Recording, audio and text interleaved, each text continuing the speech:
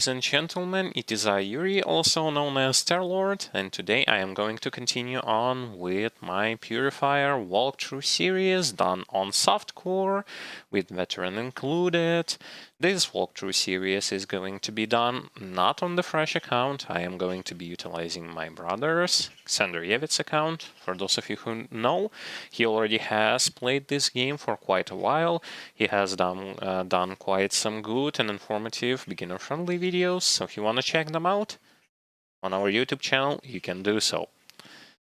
What I'm going to try to do for this stream session, I'm going to try to finish with the second DLC for the first difficulty, and then if I will going to have time, I will going to jump into the second difficulty to do those quests that give stat points as well as skill points, and then I will going to jump straight into the third difficulty. Additionally, I will be going to do some gear management because I have something to equip for level 84. So we're going to have tons of fun playing today. Off stream I have done some things. I am going to show you them in just a little bit. But for now, I'm going to wish you all to have a great time watching the stream, to have a great time hearing my commentary. If you have questions, ask them. If you do not, you may not ask them. But anyway, I am wishing you to just have fun with today's stream. Just as much fun as I am having playing this game with this particular character, because I am absolutely loving it. I recommend it for this character for someone who is wishing to find a beginner-friendly dual-wield, dual-pistol range character. This build can be utilized.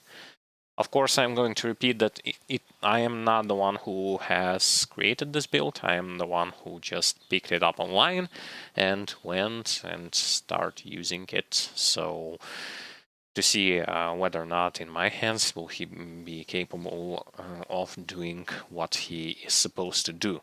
And because I absolutely am liking the archetype of dual wield pistol build, of course, I'm going to be liking playing this kind of character in this particular game. If you want to access the build itself, if you want to see the end game picture of it, !build is going to take you to the build on Grim Tools.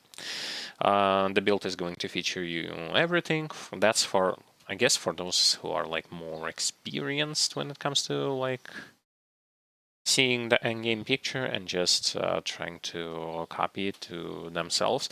For those of you who wish more in detailed information about constellations, maybe you want to see some videos of how this build is performing on high level, you can absolutely do this by typing !devotion. This will going to bring you to a official forum where I found this build. There, the author in the comment section describes you in what way devotion should be leveled up so that you will not have problems with that particular aspect, because for some players, devotion can be a bit tricky, not knowing what after what to unlock and all that kind of stuff.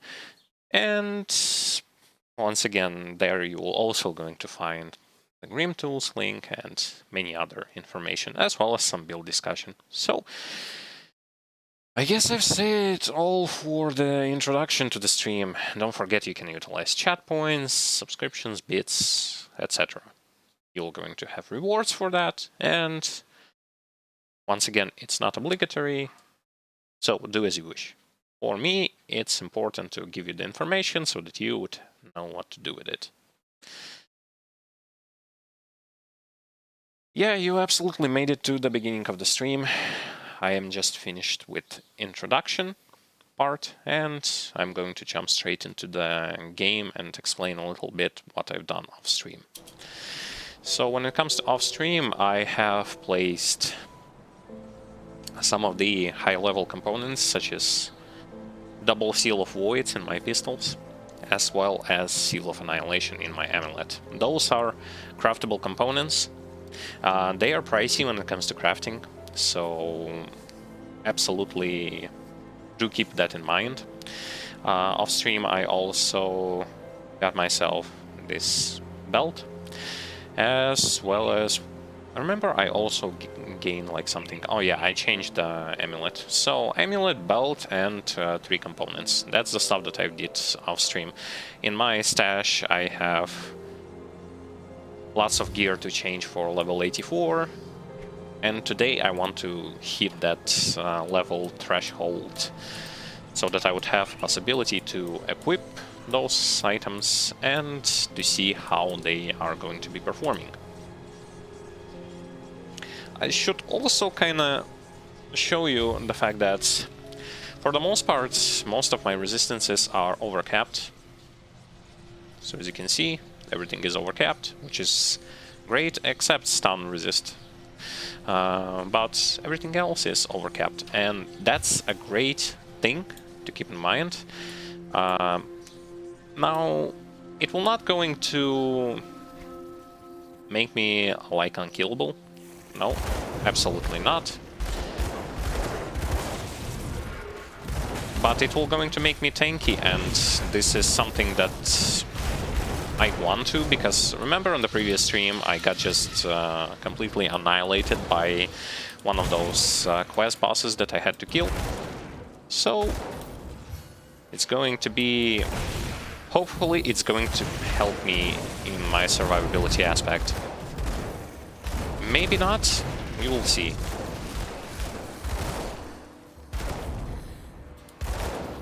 By the way, those components gave me something like 13% attack speed, which is by itself a great boost, considering what kind of build am I playing. Because remember the fact that I'm mainly auto-attacking, and do not forget about it. Those who auto-attack, I think, and I guess I won't be wrong if I'd say that for auto-attack and using those weapon pool skills, they are strongly reliant on that attack speed factor. The more attack speed, the more chance to proc your stuff, the more chance to proc your stuff, the faster you're going to kill enemies.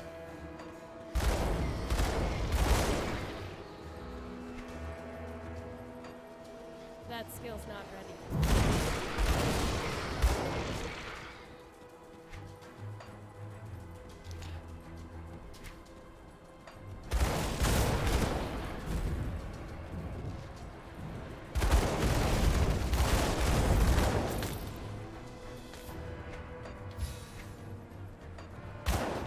But yeah, this walkthrough series is going to mainly show you aspects of how to level up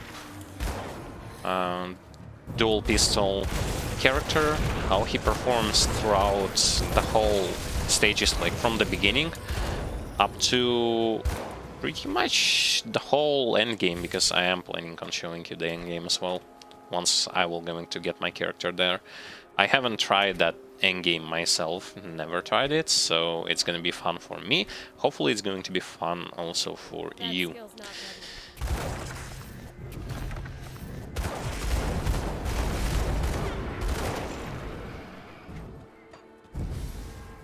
When I was mentioning the fact that this character is beginner friendly, I mainly meant that he is capable of getting you to that endgame.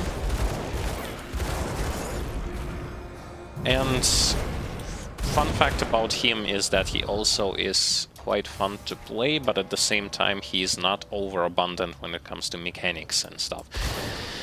It's mostly about you just shooting your enemies down, with some elements of kiting present there as well.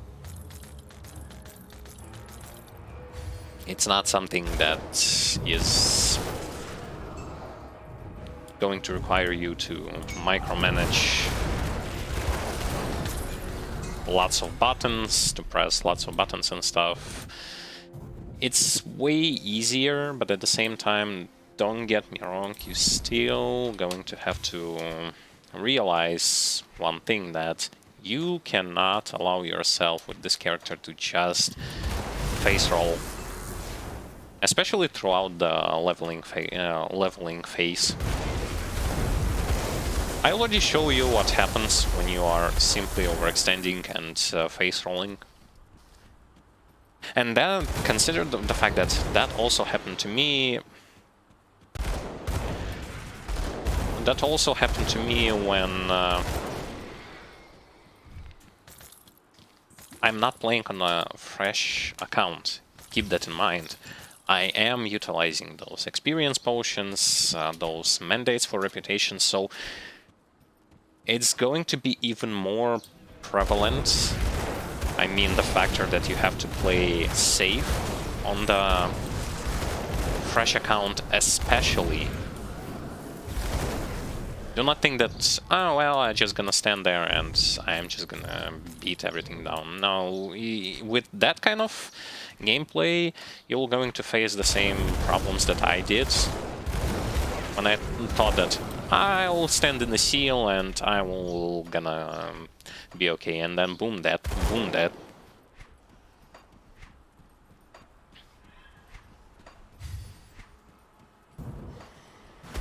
Yeah, I like to have myself some great attack speed. Truthfully and honestly. The more attack speed that I have, the better it is. So currently I'm wondering, I can go for maxing seal, or I can go with Word of Renewal, but on the more defensive side of it, which is this. At cap, it's going to give me like 20% movement speed, plus lots of like damage reduction, as well as defensive ability. I guess I should do it, since we are already at the point where we have enough firepower for our character. Time to think more also about the defense. Defense should not be neglected. And I do not recommend neglecting defense, even though we are only at the normal difficulty. I do not recommend to just say, oh, well, I don't really care about defense.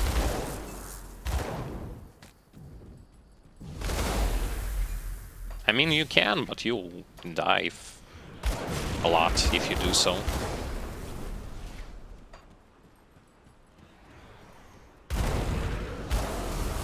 I could have also gone with maxing out that thing. I'm going to show you that aura. I currently have it only on +1. It's Demolitionist aura, which is flame touched. I could have gone with it and see how much stuff it actually gives for that offense power. Great, right? But at the same time, do keep in mind that since I will be kinda skipping the second difficulty for the most part, Can't do that yet. and going into the third difficulty, I will going to need the defense that I can get. Most certainly.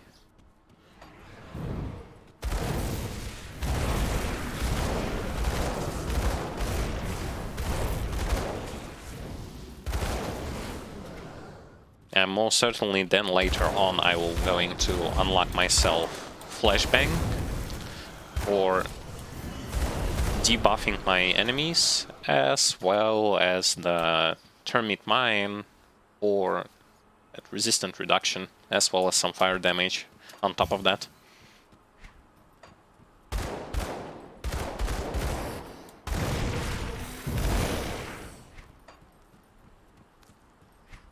That skill's not ready. I like how the music just stopped in this location completely. Where did the music go?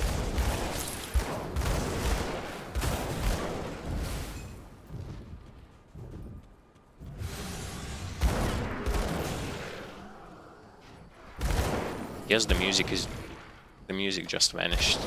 Oh well. I can't do that yet.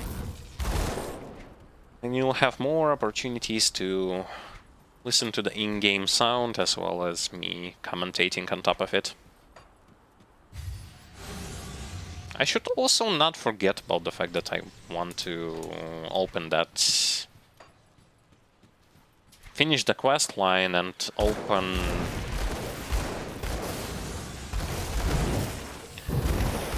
that dungeon. Tomb of Heretic. Personally, I never cleared it with my character, I'm going to be honest to you. When I was playing this game, the last time when I was playing this game, I was playing the Necromancer, the Summoner. Necromancer with Occultist. I can't do that yet. And I only started this quest line, but I never finished it. I was at the last part, but I never finished the quest line.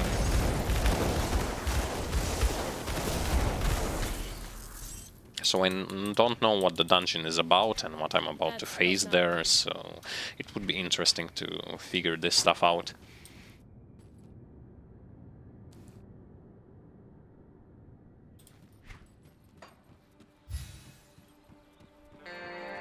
Oh, finally, the music is back. Splendid.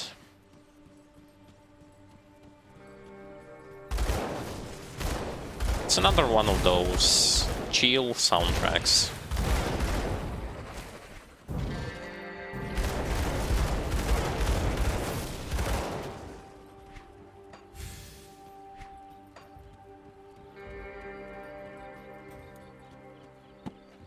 By the way, in case you have missed previous parts of this walkthrough series, or in case you are interested in some beginner-friendly content that my brother had made for those beginner players who wish to give this game a shot and they want to know more about certain particular aspects of the game, on our YouTube channel you can find specific playlists which have those kinds of videos, whether it be walkthroughs or beginner-friendly videos. For them we have specific playlists. Link to our channel can be found in Twitch tab section, so don't worry. You can just go and click on it and it will going to bring you straight to that website.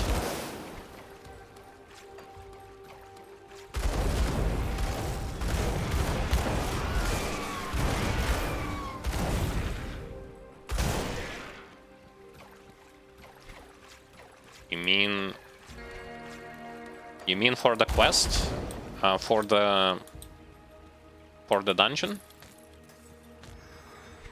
I previously have, on the previous stream, I have only cleared that cave, which is you enter in it. It's not the cave, but in the insides of a giant worm creature.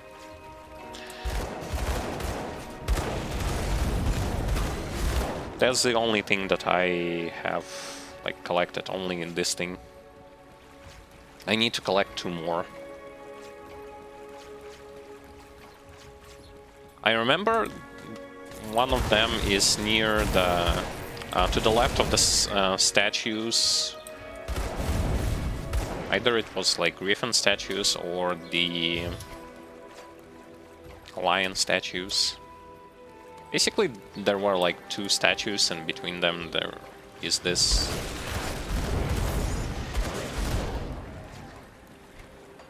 Yeah, I think also. I'm going to probably backtrack.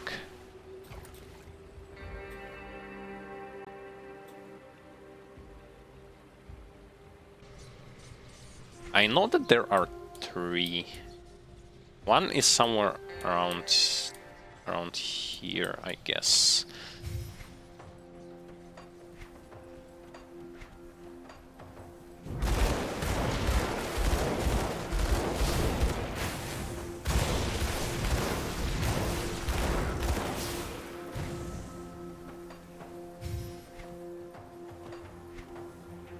Yeah, so you see there I was in that mall entrance, but I need 2 others.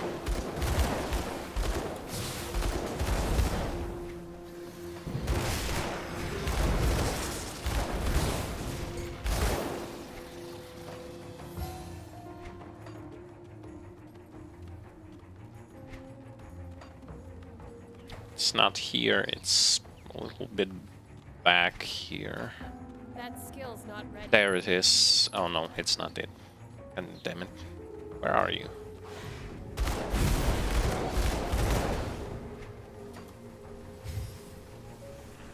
It's not this place either.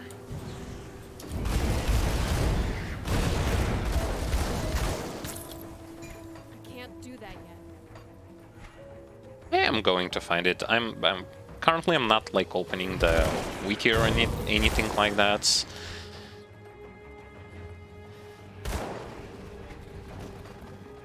Actually,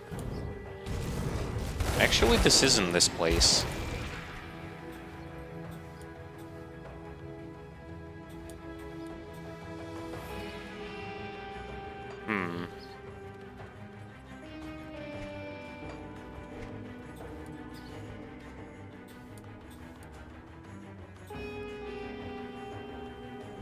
I think I missed it.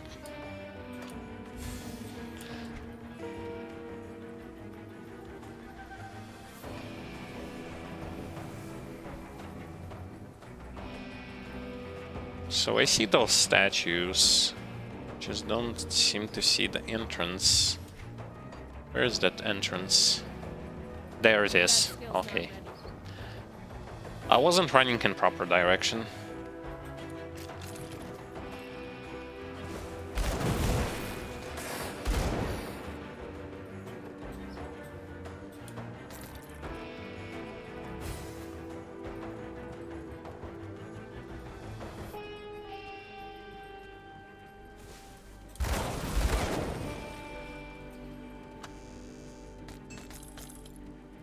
Can't do that yet.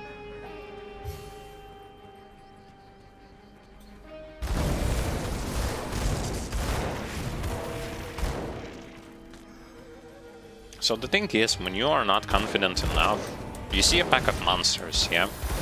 So if you're not confident enough of whether or not you're going to be able to tank them out, don't hesitate and throw Inquisitor Seal beneath your foot. This is definitely going to help you a little bit with survivability as well as with your offensive power, but do not think that it is going to be safe like all the time. Sometimes you just have to get this grasp of the situation where you kinda starting to realize that even if I'm going to stand in the seal, I might get in trouble. So in those cases, you have to kite. You have to kite enemies and you have to dodge their stuff.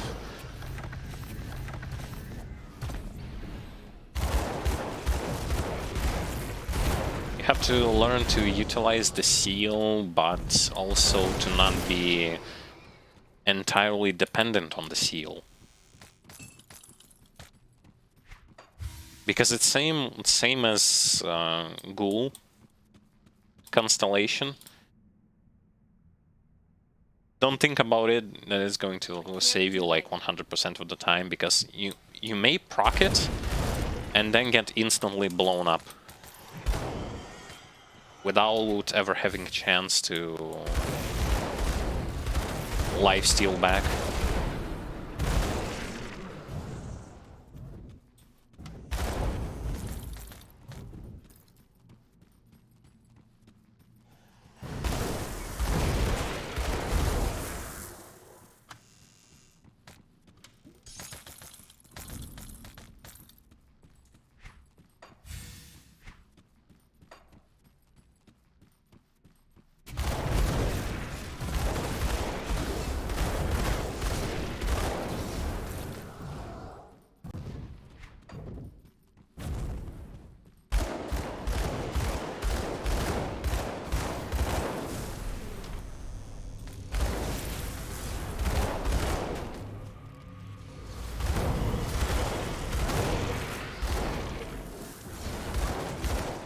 The enemies are starting to become like their level is like 75, 74, 76 as far as I've seen. That skill's not ready. Which is not particularly that great. Granted, yeah, I am getting, well, except those like statues, but there are a few of them. Like I am still gonna get the experience thanks to the experience potion. Great addition of playing not on the fresh accounts, because it allows me to level up way faster, like significantly faster than you would normally level up. Thus unlocking skills, as well as being able to utilize more powerful components and other things as well. Same thing applies to those things such as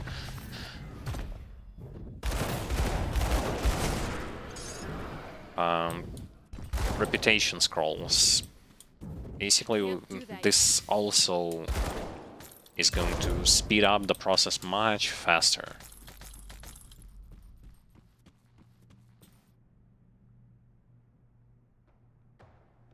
So I got myself a second seal, and now I can go and continue on with exploration.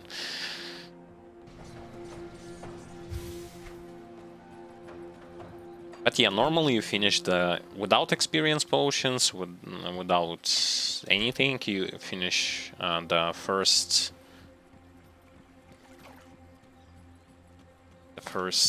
like difficulty with 2 DLC on, I don't remember, like something 70 something, or maybe even less. That skill's not ready.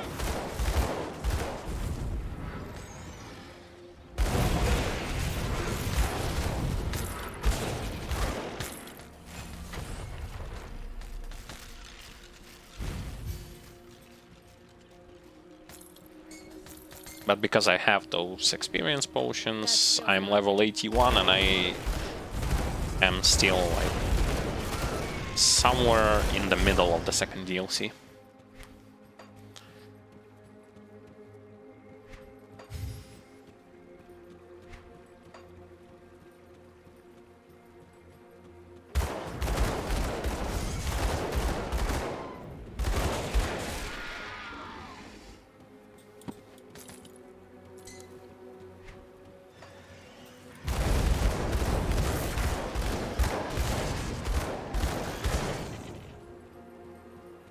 I haven't really paid that much attention to what kind of damage type the enemies are dealing here.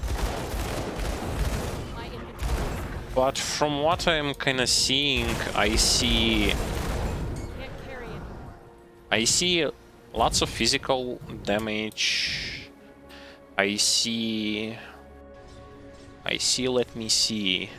Everything else is kind of balanced out. If you look at this, consider the fact that I have pretty much everything overcapped, and just look at the graph numbers. So you kind of have to have everything. There's something less, something more, but you have to have it balanced out.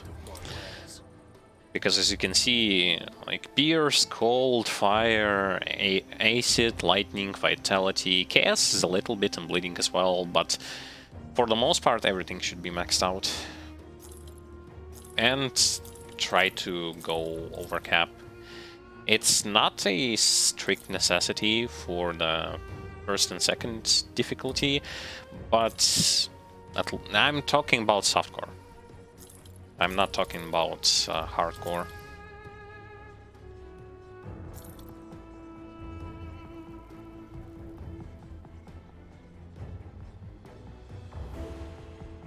Loot the corpse for the quest in Oasis near the entrance to the tomb. Okay. When I'm going to reach that tomb, I am going to loot the corpse.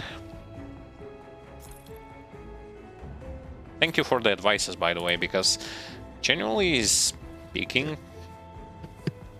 it's kind of helpful.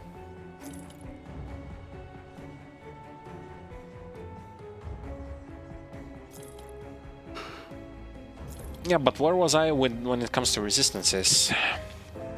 So for the first and second difficulty, do realize the fact that even though we are playing on softcore, it's still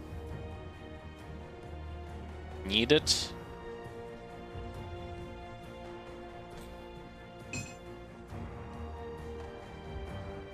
to work on those resistances. You have to, absolutely have to, spend some time and work on those resistances. Don't think that, I'm playing on softcore, I can just don't give a doo-doo about my defense.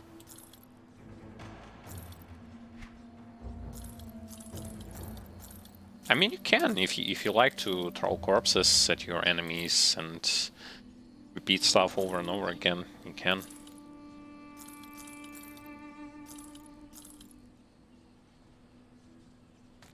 Oh, those are some... yeah... Nope. I was thinking it's gonna be something good, and it isn't. It's just... It just exists. Okay, nothing good for us. This one I'm going to place it in my inventory. This one is gonna go somewhere here, just for the... Got something you need stashed?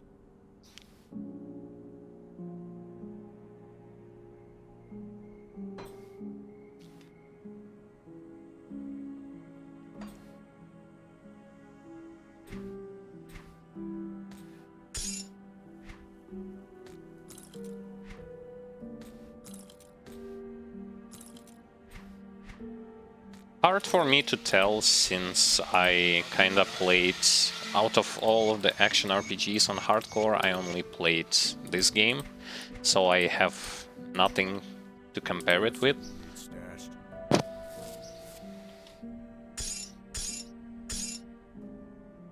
I only am going to tell that it's going to be pretty class restricted, so you will going to most definitely have just a small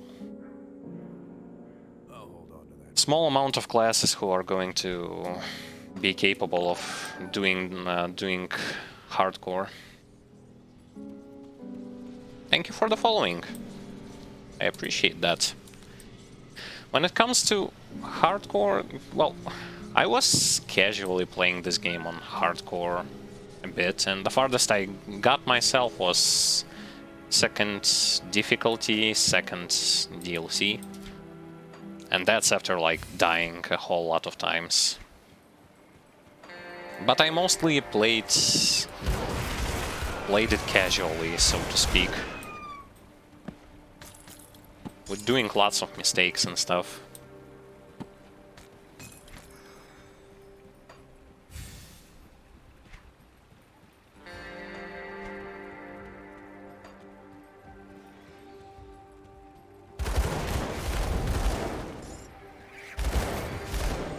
The only thing you have to realize about... Another thing about hardcore in this game that you have to realize is once your character is dead, he is... You cannot play him on softcore, so there is no such option. When you are going to lose him, you are going to permanently lose him.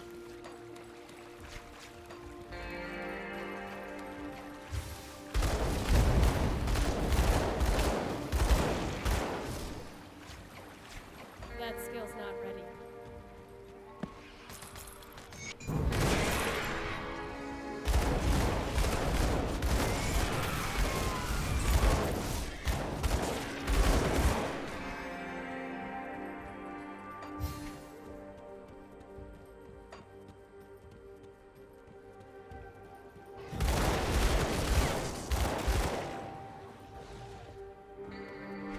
Yep.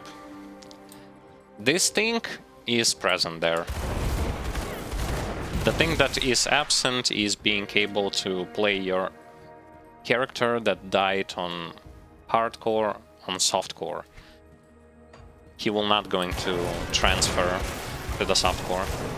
But the stash, you can share it with others, with other hardcore characters.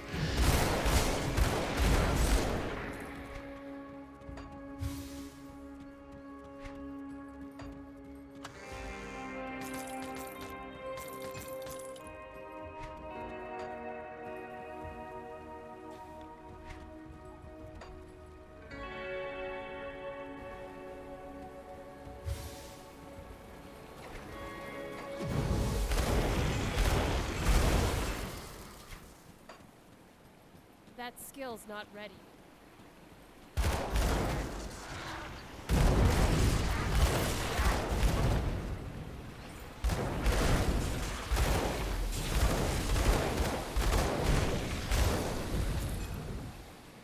Oh wow. That attack did a lot. Granted, I stepped out of the seal. Lost my damage absorption there for a bit.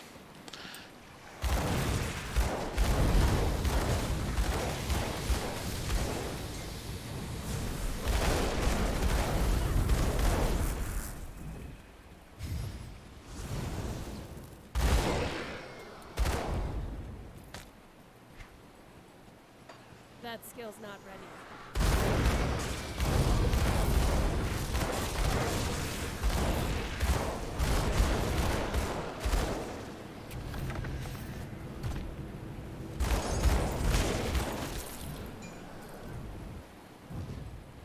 Okay, even those statues are no match.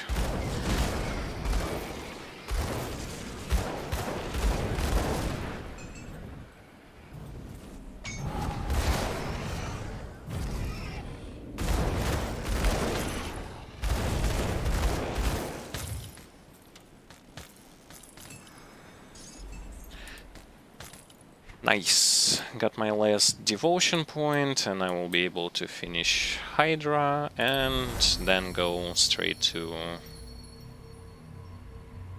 Ghoul.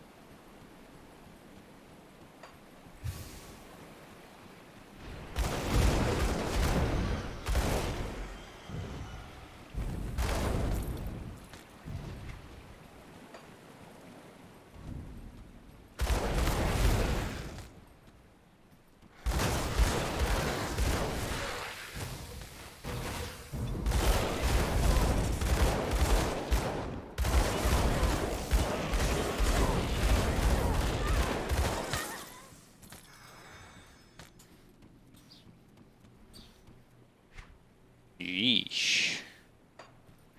That was a lot. That skill's not ready. Considering I was once again standing in the seal as well as having overcap resistances. Quite a lot.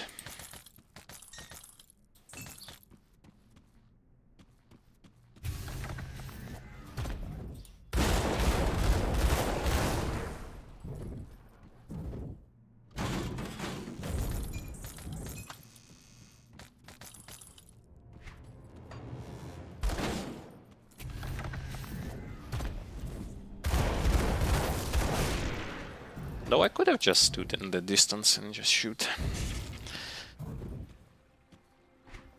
It's once again one of those times where I felt a little bit overconfident.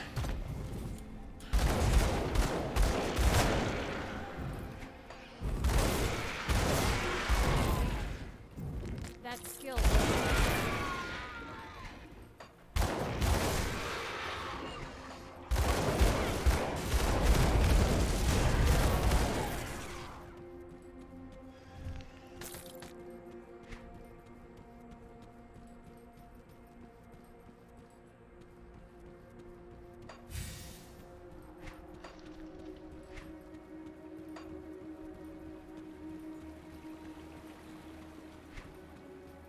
Okay, no one is here. We can just go to the right.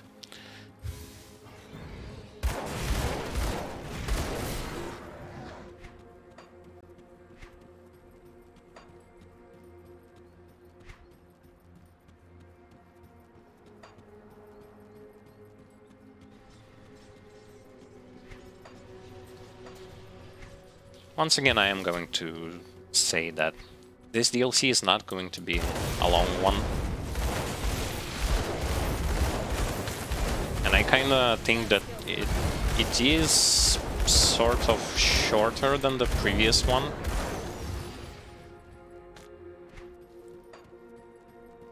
At least from how I felt it.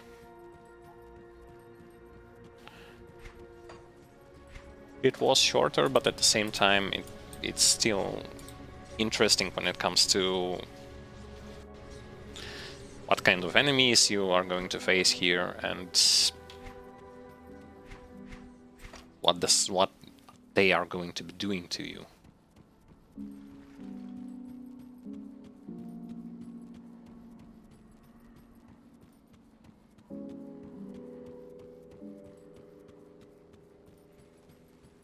Greetings.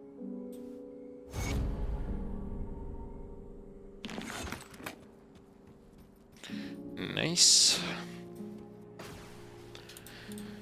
Now we can go on.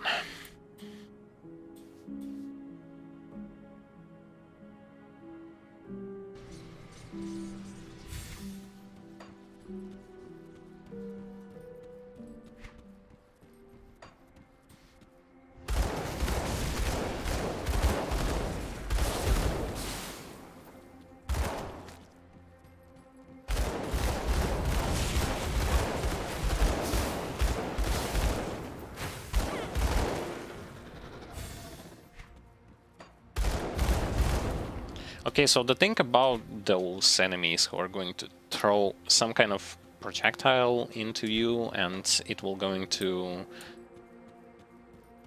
leave some form of a pool in the place where it lands. I would kind of advise you to try and move from those pools. The thing is, in this game, pools and any kind of those like damage over time stuff that can be thrown beneath your character, whether it be poison or all that kind of stuff, it can pretty much infinitely stack, so up to the point where you will be standing in like 20 or more of those pools, and each of them is going to do its own separate damage. This can quickly result in the death of a character if you are not going to change your position.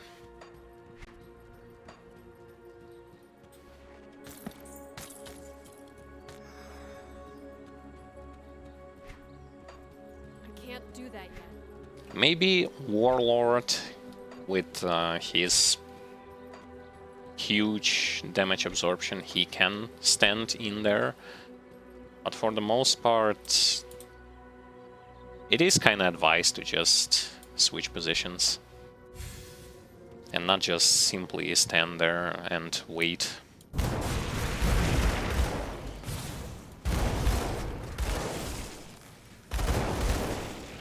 Can't do that yet.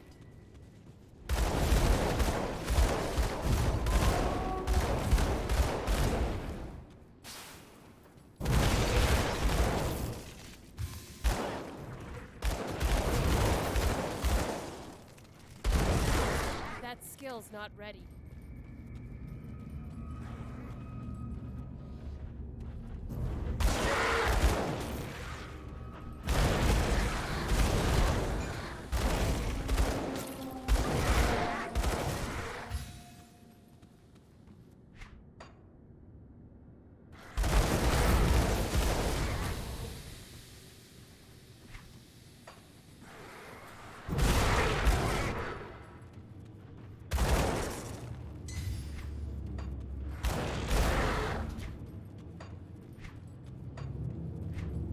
I'm still waiting to hit that level 84. I want to change some items. And there are some really good items that I want to change my for. Mine are not bad, but they are kinda a little bit outdated when it comes to level and stuff.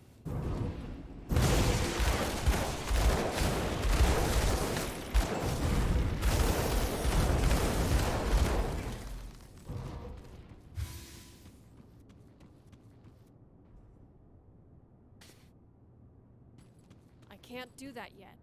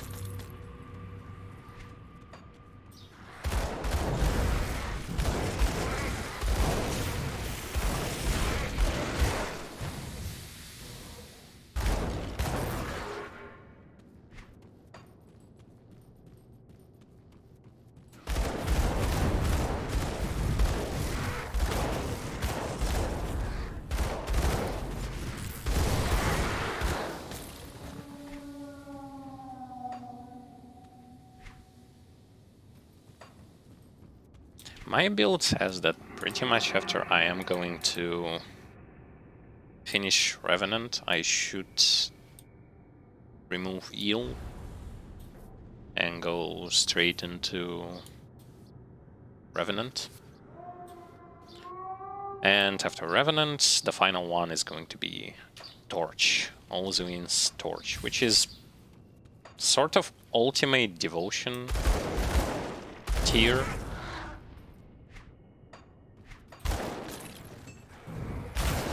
That is going to provide my setup with probably the most value. I actually haven't looked at it, but it gives offensive ability plus fire damage, as well as some more offensive ability and resistances. Great movement speed, great. With that much movement speed, I can pretty much then later on remove component from my boots that are giving me movement speed. I am utilizing them for mainly movement speed, but since I am going to have a lot of it by default, I won't need it. I can go with something defensive. Burn damage, fire damage, as well as resistances, some more damage. And the final one, which is probably the greatest.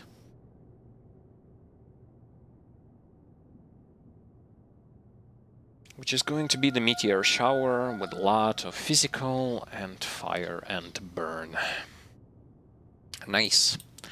And Revenant, I guess, is here for mainly those skeletons that are going to be basically invincible minions that are going to be running around with you and are going to attack your enemies and lower their resistances, which is amazing stuff. No matter how you look at it, cutting resistances in this game is just as important as having the plain offense. Because you simply cannot go with one and not have the other.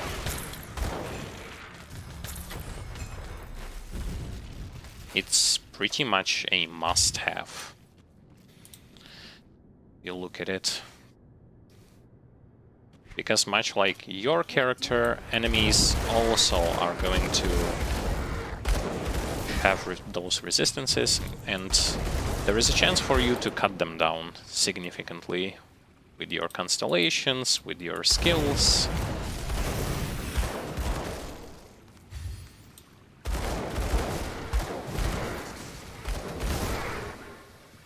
So you'll pretty much always That skill's not. have to get some form of resistant reduction. I guess like every build has this in it, because it is that important. That skill's not ready.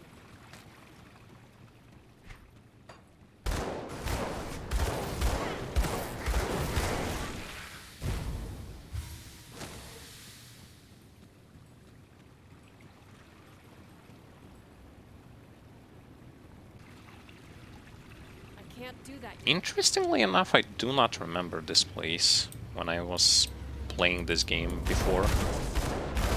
I probably just missed it. Well, not probably. I most likely missed it.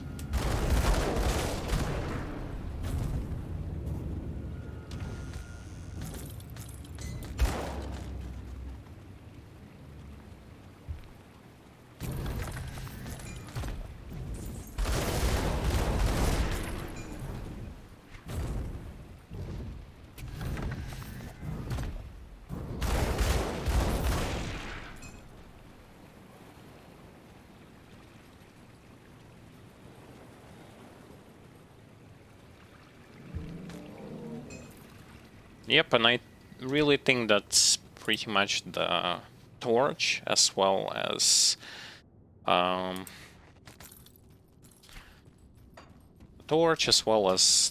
Revenant are beneficial for this build, no matter how you look at it. That skill's not ready. And those skeletons, I should remind you that those skeletons that you're going to summon from the Revenant constellation, they by themselves are doing good portion of attack against. No, I mean not just about. I'm speaking not just about the resistant reduction. I'm speaking of how those two constellations are really good for that build that I am using.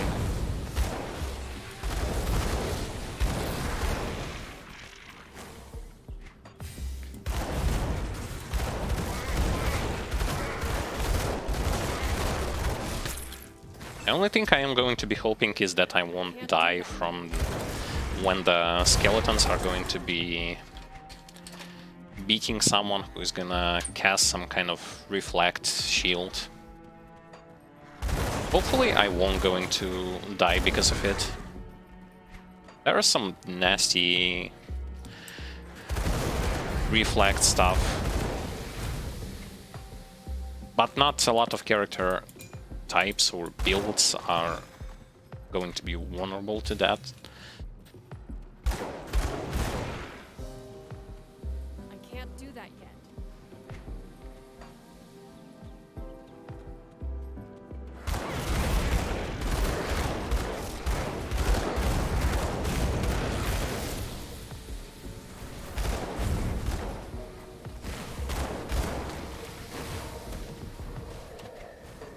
By the way, it does seem that most likely we will be able in today's stream session to close off the second DLC, because I am pretty close to its end. No, I mean the skeletons are doing different type of damage, aren't they?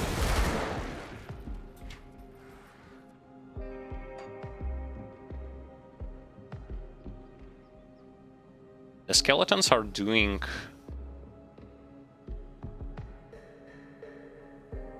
Vitality Ether.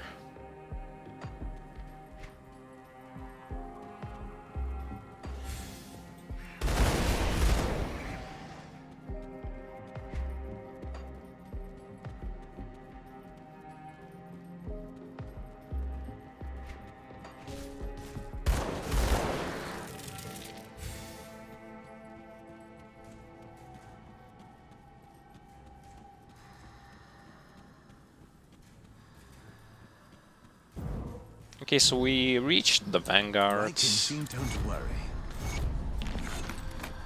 I'm gonna grab Yes, traveler. some quests and I hear continue you. on.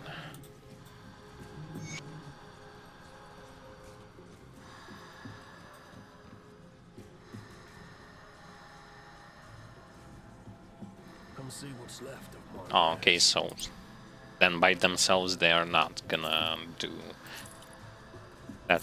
that kind of damage that is going to be enough to kill me on reflect enemies. Okay. Good enough to know that, so I won't have to worry about it. Oh, by the way, I have 3 seals already. I was not even paying attention to that.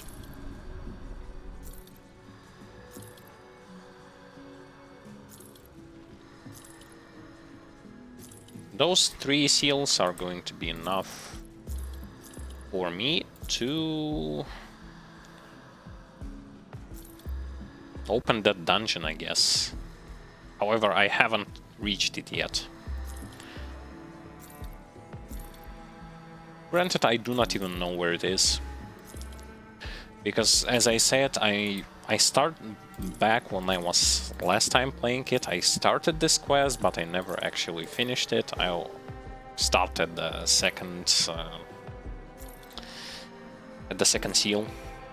I got 2 seals, and that's all.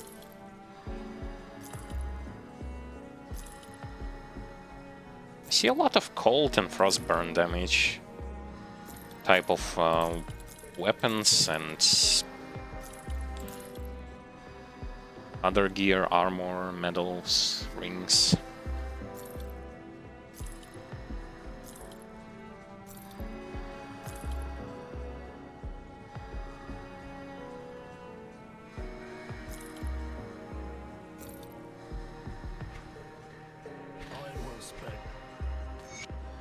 Also, do not forget to read those lore notes, or just click on them. Do not forget about them, because for the most part, those lore notes are going to give you a lot of experience, especially early on. Got something you need stashed? It's safe with me. Promise. I'll keep your stash safe.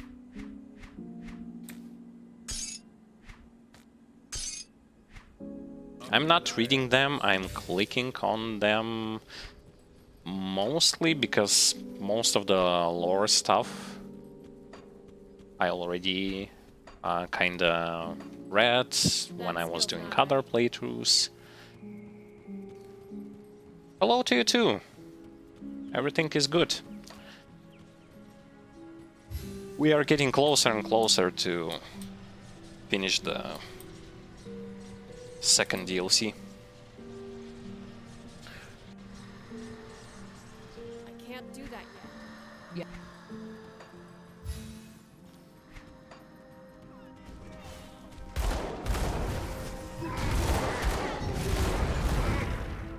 By the way, starting from this location, you're going to see more and more of those That skill's not ready. Korvaak creatures.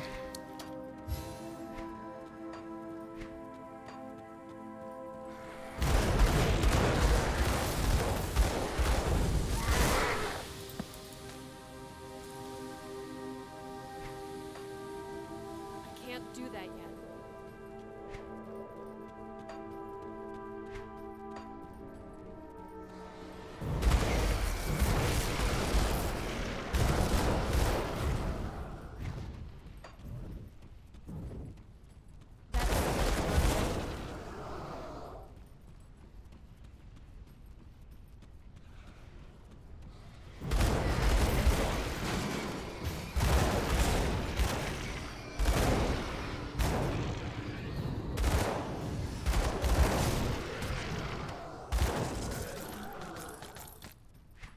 I see another devotion shrine. I'm gonna grab it, but first We'll go here.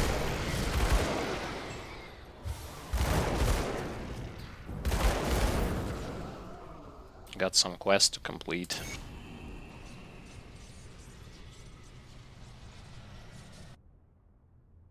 I can't do that yet.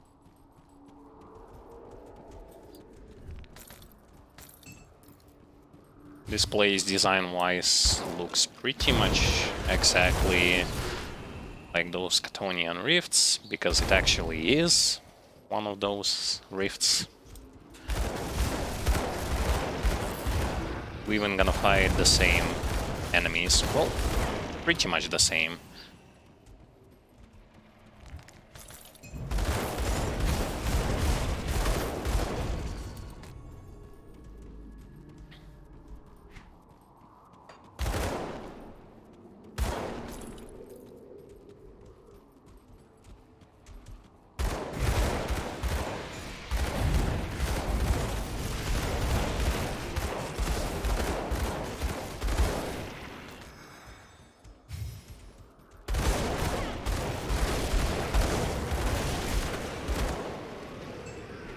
That skill's not ready.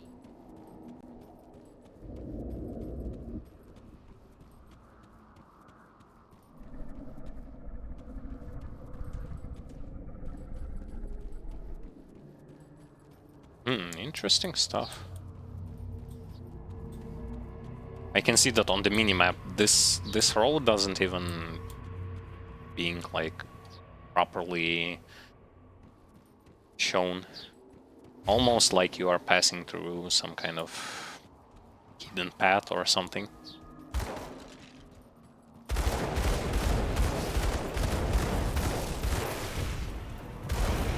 That skill's not ready. Okay, so once again, those demons are going to do mostly physical and acid. Okay.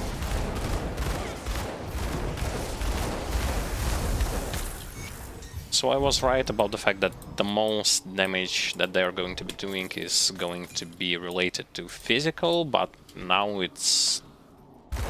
In addition to that, there is also... I can't do that yet. a good part of acid damage as well.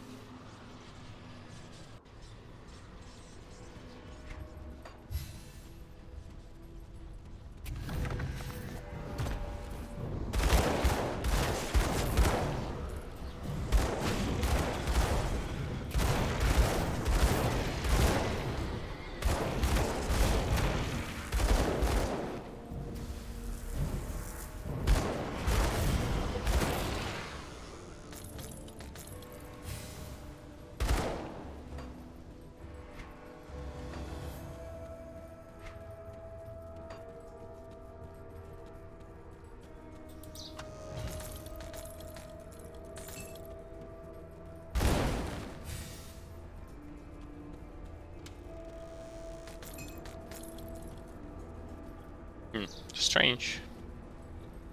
No one is guarding this place?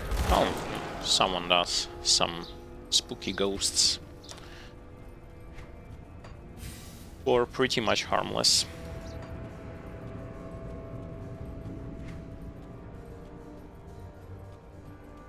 I can't do that yet.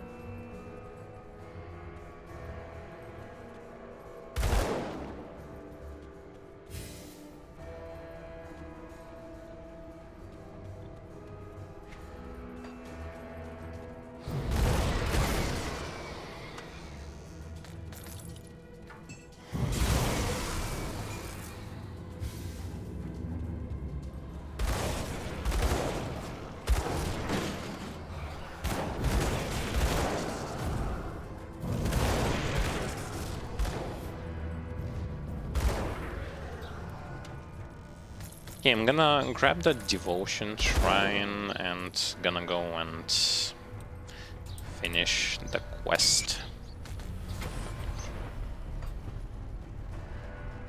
Okay, so let's start Ghoul. On the previous stream I started Ghoul, and then when I went to check the build, I saw that I make a mistake.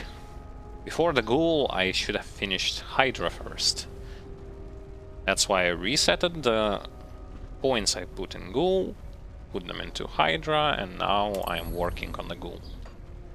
Hydra also gives some percentage of lifesteal, 4% to be exact. I smell the Hatzarai. The witch gods are united in this very moment.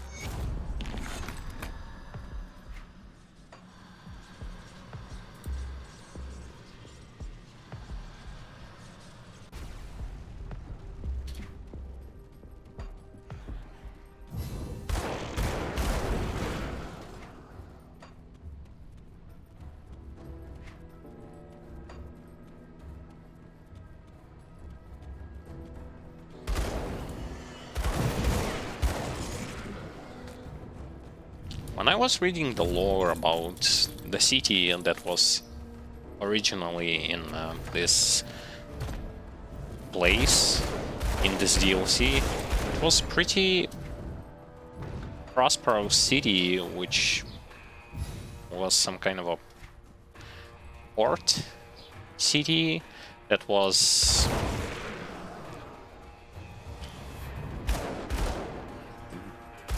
basically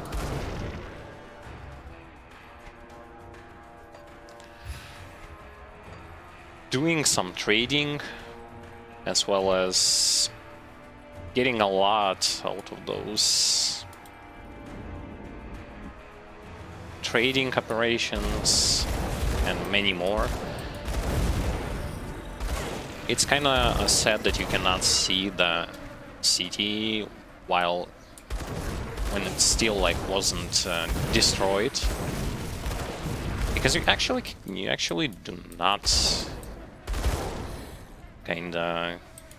you're not capable of seeing that form of a city. You only see the stuff that is like post events that happen in the DLC.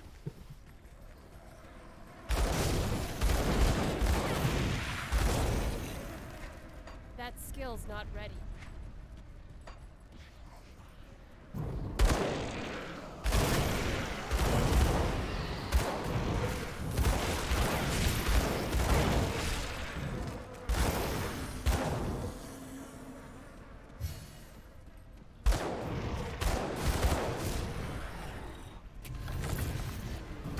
They even were mentioning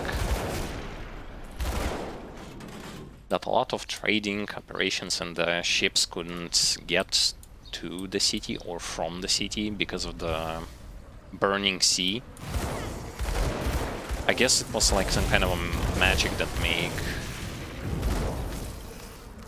the ships pretty much burn.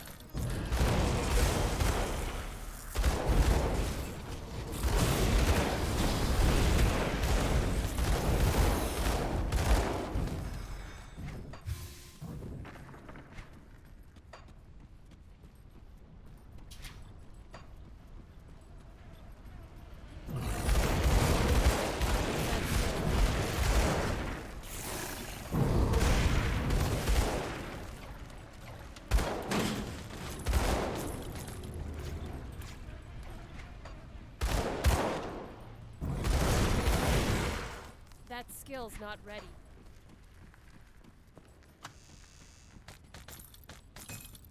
So there are pretty much couple location left, couple bosses, and then we are going to be pretty much done with this DLC.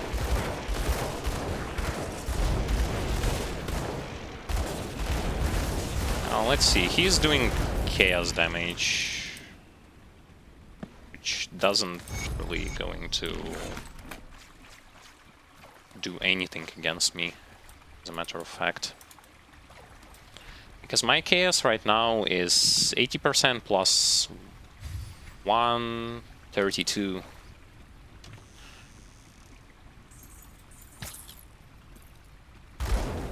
Which is way above overcap. But we're going to be dealing with balancing out resistances when we are going to start getting closer to the third difficulty, as well as equipping new gear.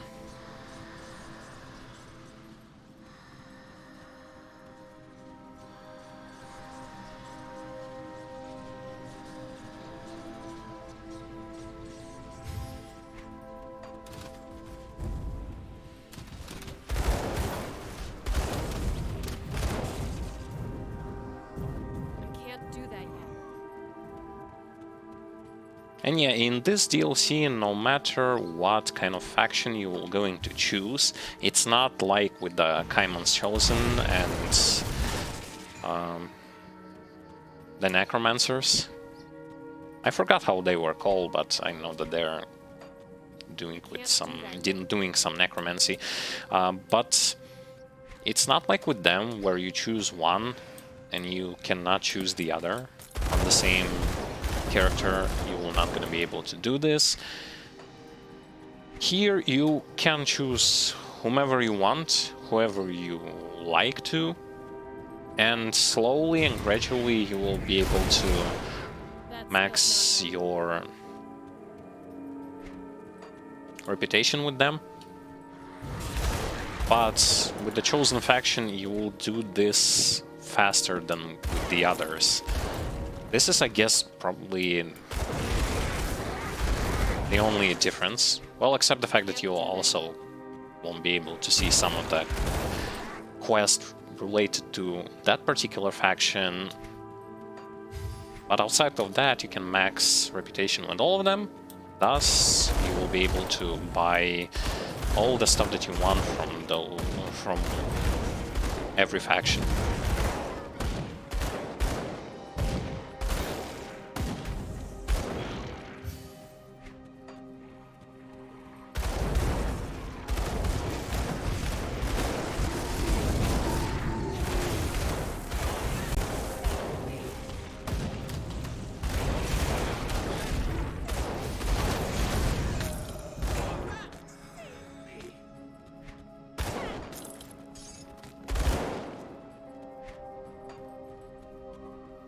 Do that yet.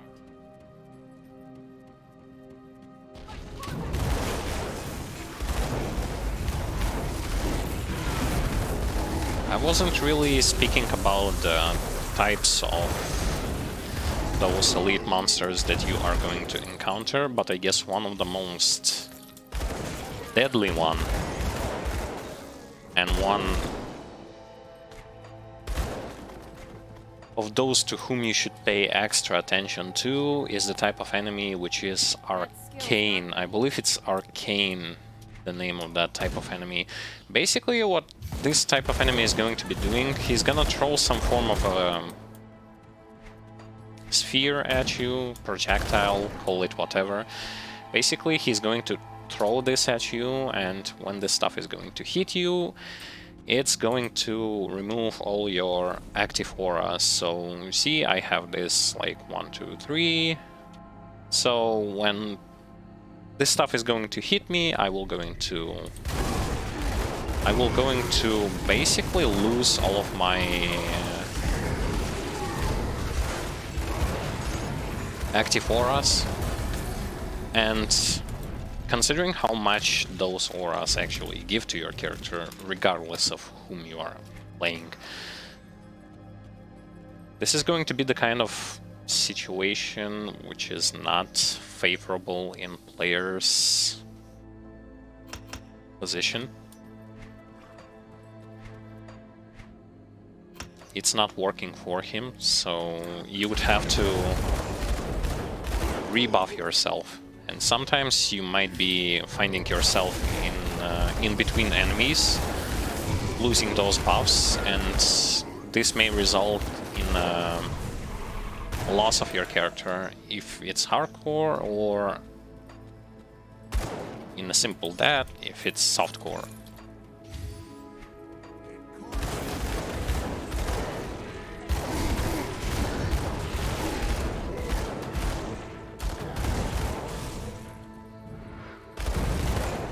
recasting some of the auras in the fray of battle takes more time than the others. Like some of them you can recast fast, some of them will going to take you like a little bit of delay.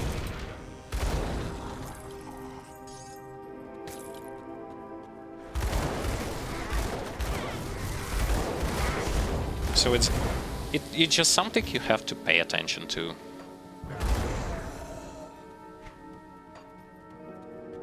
Everyone has to face this situation, those kinds of enemies, sometime.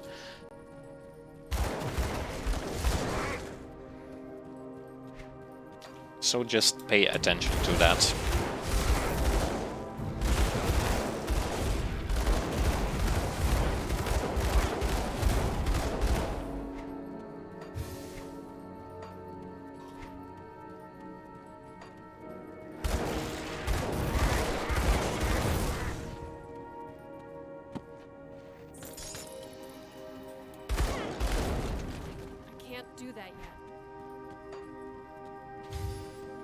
Okay, most likely we will not hit 84 in this DLC, but we will going to hit it on the second difficulty anyway.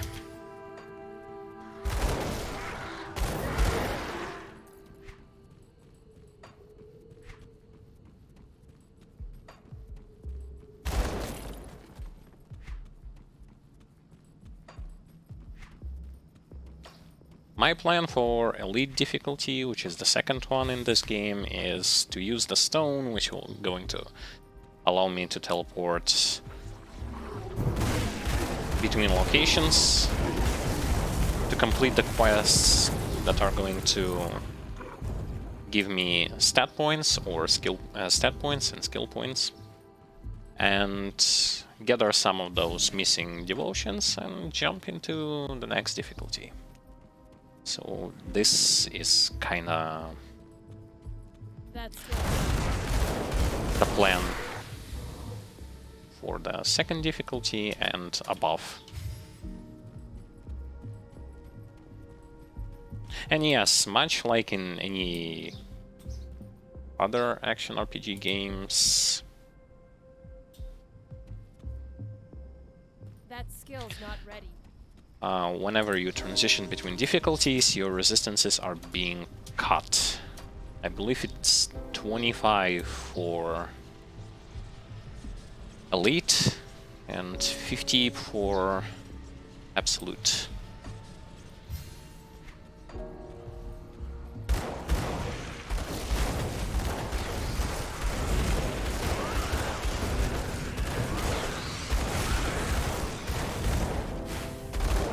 And this is the reason why it is also important to keep resistances overcapped, so that when you will going to transition between difficulties, it will not gonna backfire. That skill's not ready.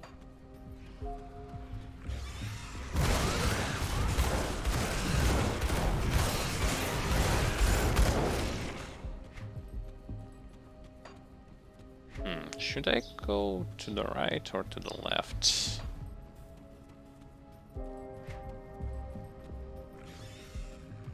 I think I'll go to the right.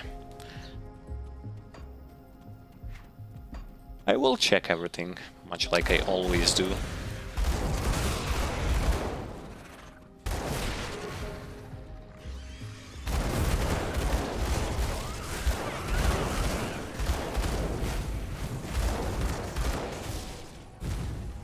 Nice.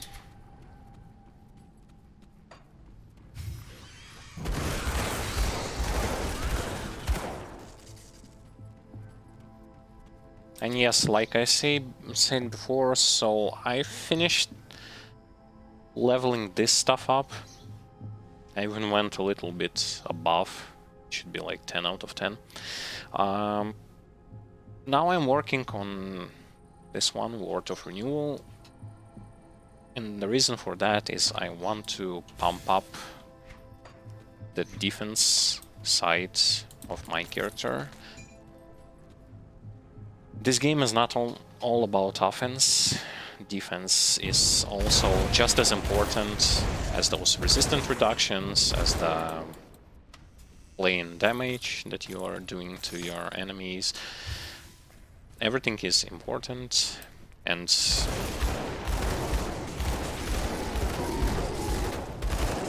the more tankier you are, the more you will survive, and in the end, the more time you will have to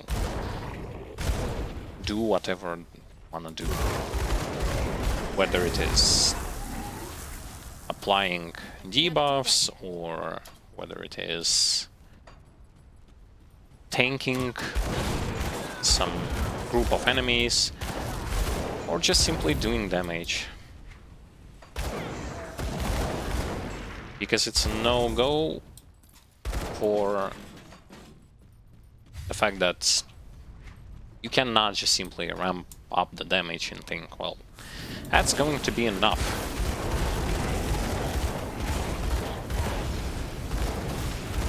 Absolutely will not gonna be enough.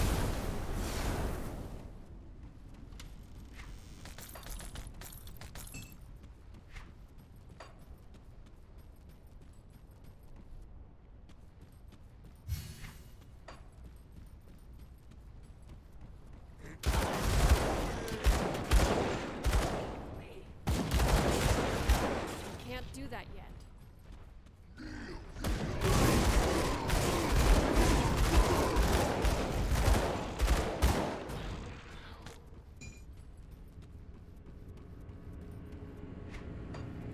Okay, so I have two paths.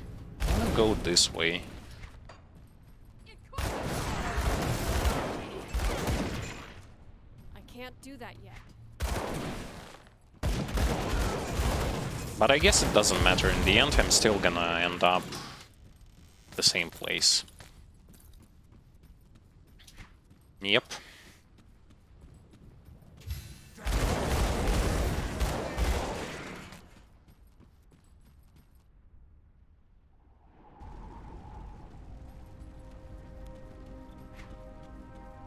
Oh, interesting.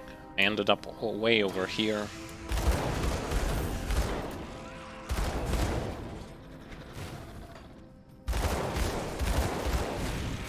My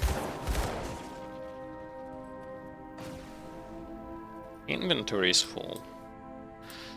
Well, then we're gonna free some inventory space.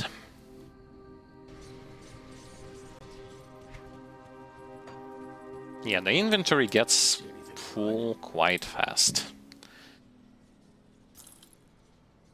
And the more you play, the faster it's going to get full, and you have to go and sell the stuff.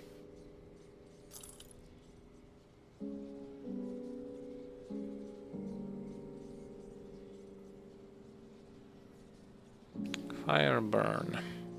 Doesn't give any kind of resistances. Which is kinda unfortunate. Doesn't give defense ability either. Nope. I'm not really willing to equip something that is not going to have any form of defense.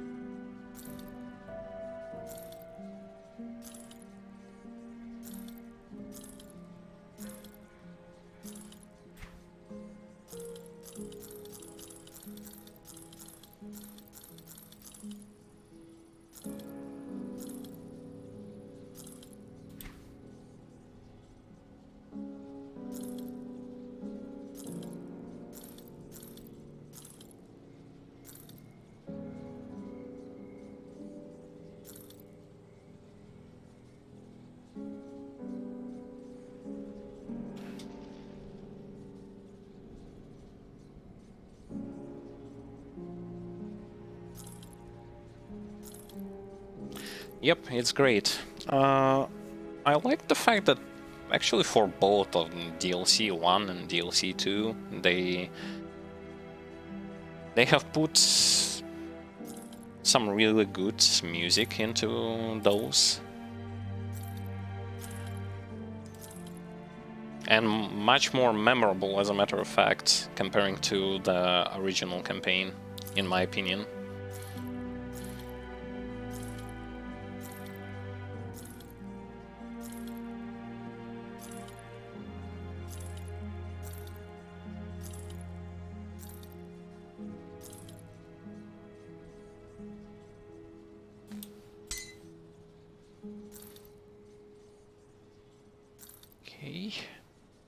Okay, so nothing for us to equip. Safe storage, no questions asked.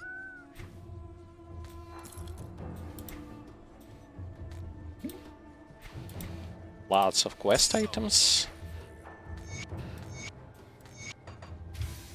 Yeah, so as you see, those lore notes are still giving quite a good portion of experience.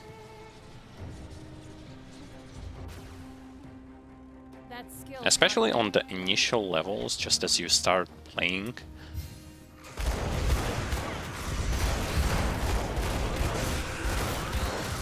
They are going to provide you with significant amount of experience.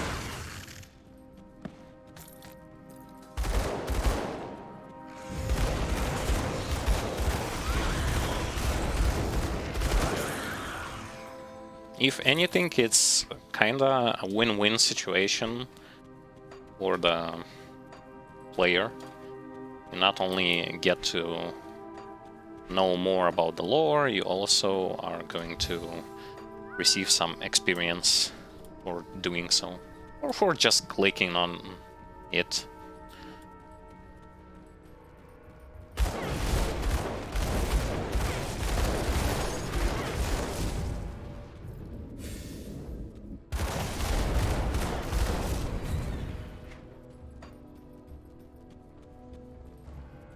That skill's not ready.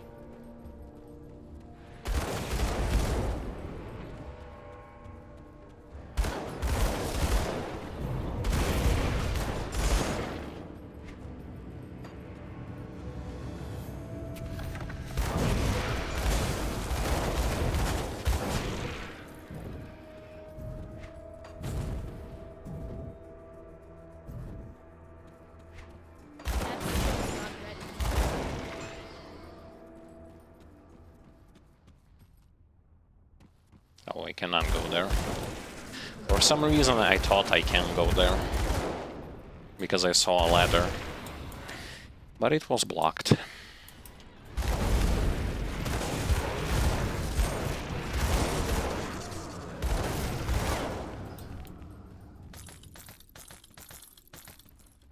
Okay, so in all of those 3 passages, there will be those pillars that we need to destroy.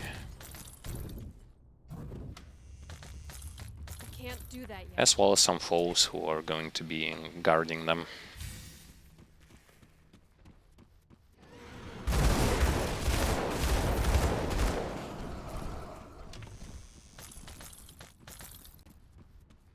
That skill's not ready. And then I believe, if I'm not mistaken, I believe if you destroy the last one, something is going to appear in the center. Some elite or something like that. I can't do that yet. Maybe not. Oh, there is. There he is.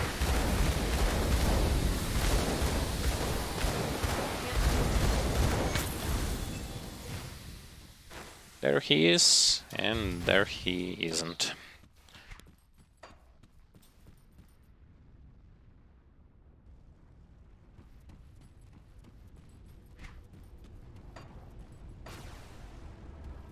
Now we can complete the quest, I think.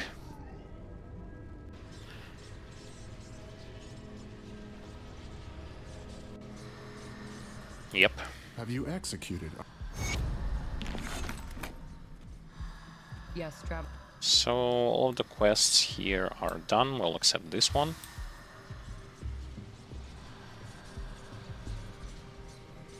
Which is the main one. That skill's not ready.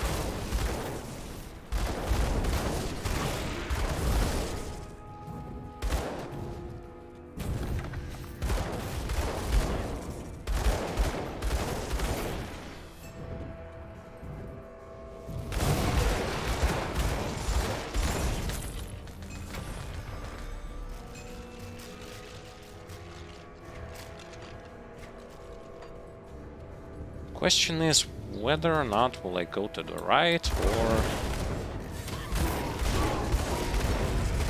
to the left. I'll guess. Yeah, I guess I'll clear this one first. I can't do that yet.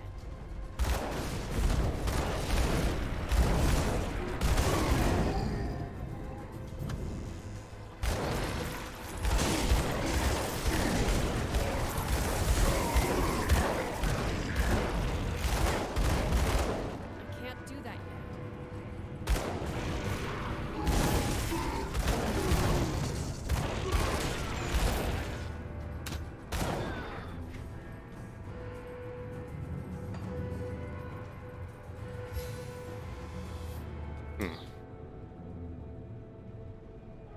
I wasn't here. All right.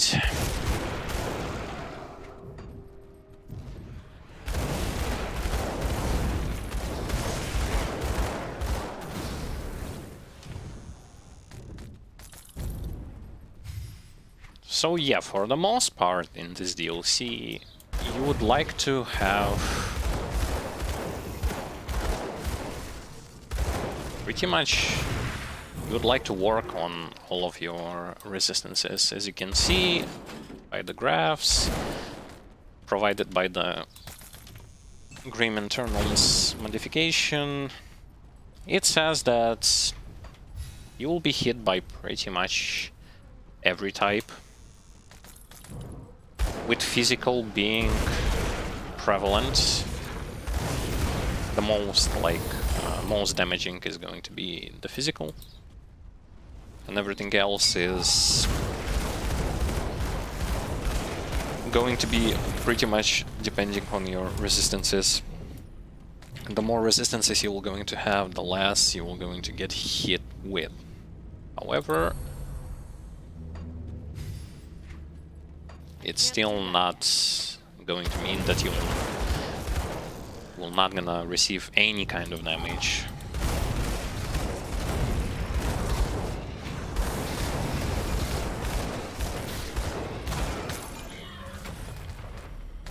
Because as you've seen, what happened when I was getting hit by the poison, despite the fact that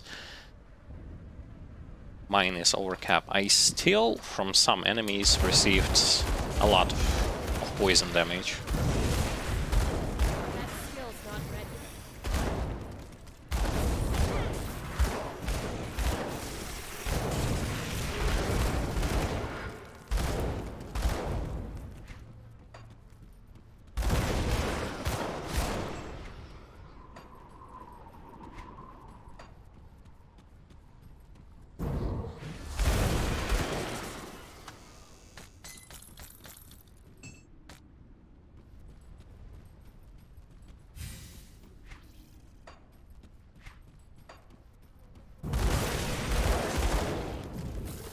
For those of you who will be wondering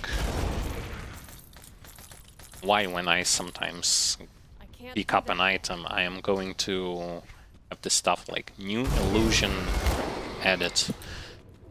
And the answer to that is pretty simple. When you collect like any kind of item for the first time, you never collect it on any other characters, you will going to be able to then transmogrify your current gear piece to the one that you've collected via the special NPC that can be accessed even in Act 1. Basically to put a skin on your various gear pieces, starting from weapons and then for like armor and pretty much it, like weapons and armor.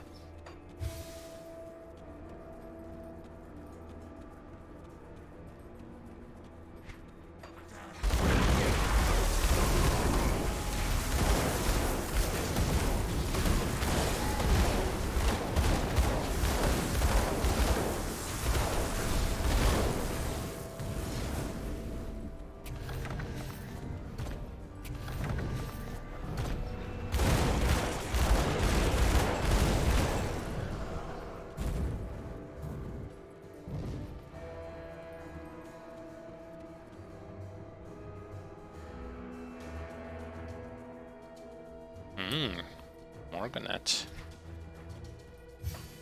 I'll clear this section and then gonna use the seal. That skill's not ready.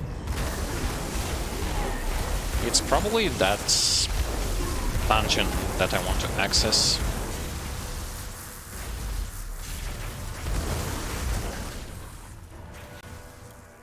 Question is, will I have a spare? Yes, I will. A spare skeleton key.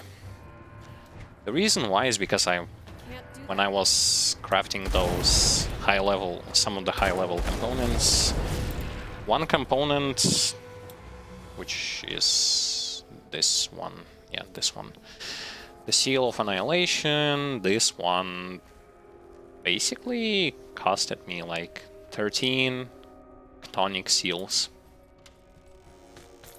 Those are the seals that you get from cultists, demons, etc.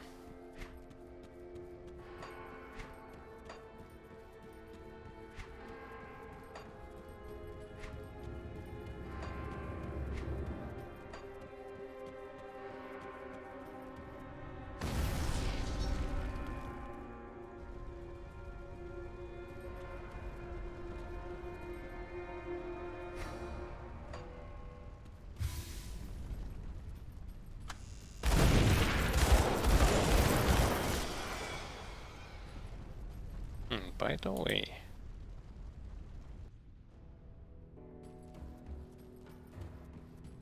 I was reminded that there should be like a dead body somewhere near the tomb, but I guess I already looted it and it was the other place. I can't do that yet.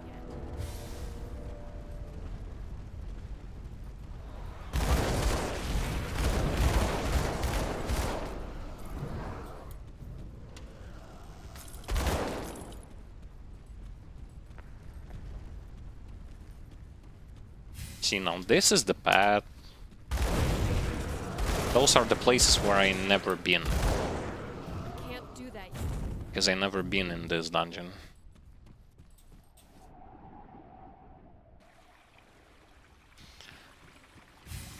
So we can kind of consider it as a blind playthrough of those particular locations that we are into.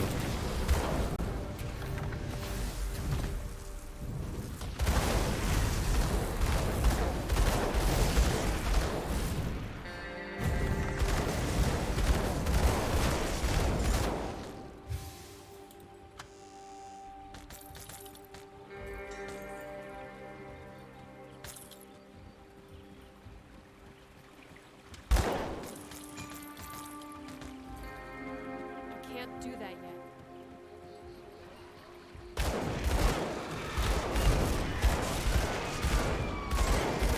I want to check if I can open a portal from here. Yes, I can. So, because we are going to have to sell items before we will gonna enter the skeleton key dungeon, which is Tomb of Heretic.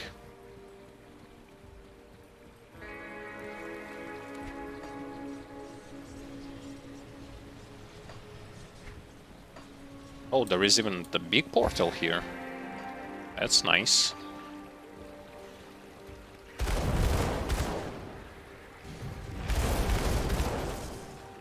That skill's not ready.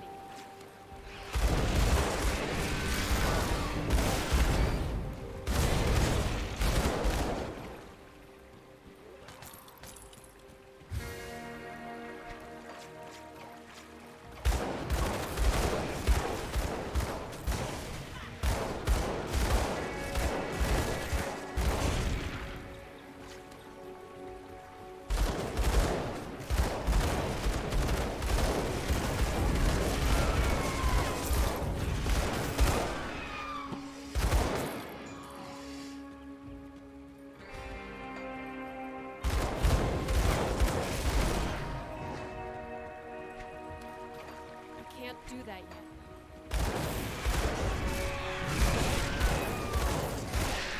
One of the reasons why I also am kinda enjoying this build, outside of simplicity and the fact that a kind of archetype I was searching for, is of course that it also has probably one of... Oh. It has probably one of the most simple but yet effective area of effect damage resources in form of pretty much all of your weapon pool skills, as well as modifications for the fire strike.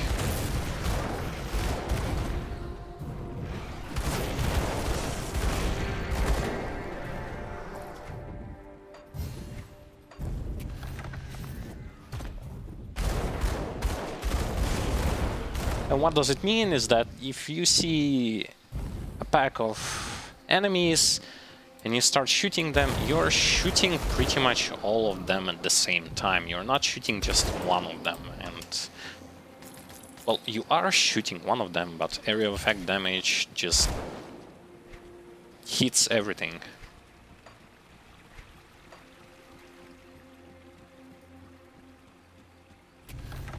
And the faster you get rid of your opponents,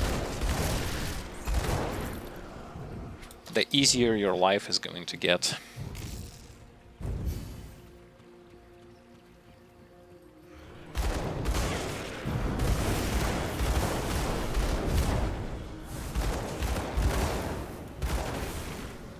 Can't do that yet.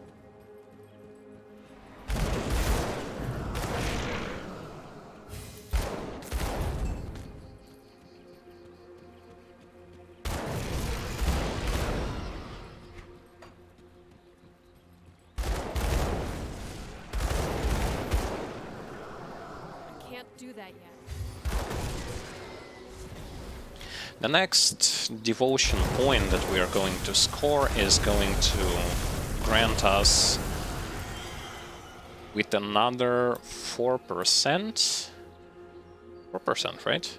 Yeah, with another 4% lifesteal and increased health regeneration. But mainly for the lifesteal.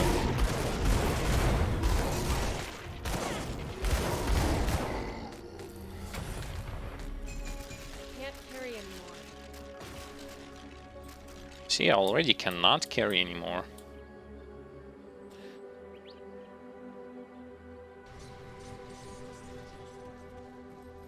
Come see what's left of my wares.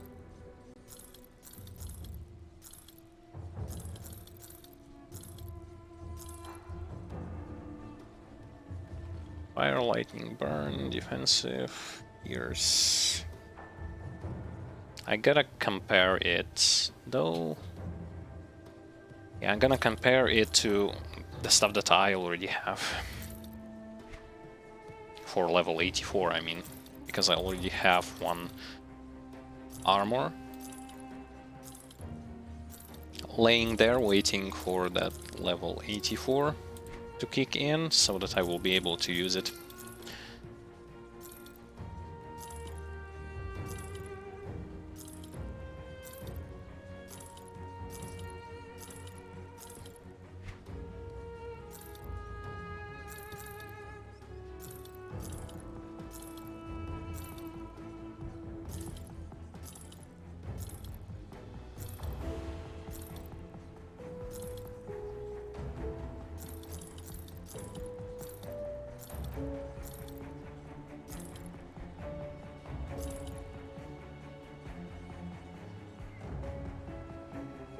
Another one of these, only it's for level 70, and for level 70 I'm not interested.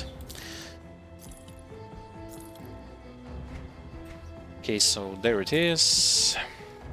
I'm gonna read the lore notes to gain some more experience.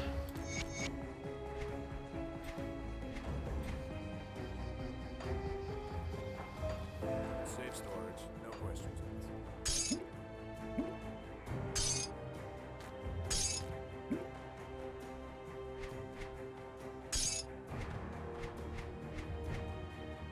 Okay, so I have this one, right? And I also have this one.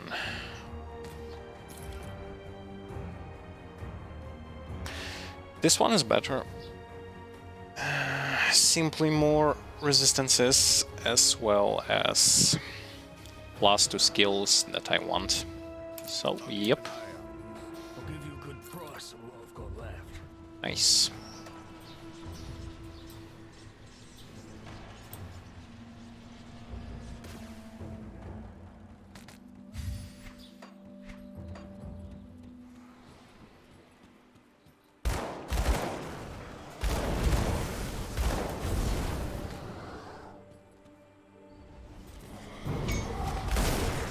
It's still way too early to min-max resistances. I guess it's level 95 plus, where I have to like really take into consideration putting a lot of effort into placing the right components and having the right, just the right amount of resistances to feel comfortable.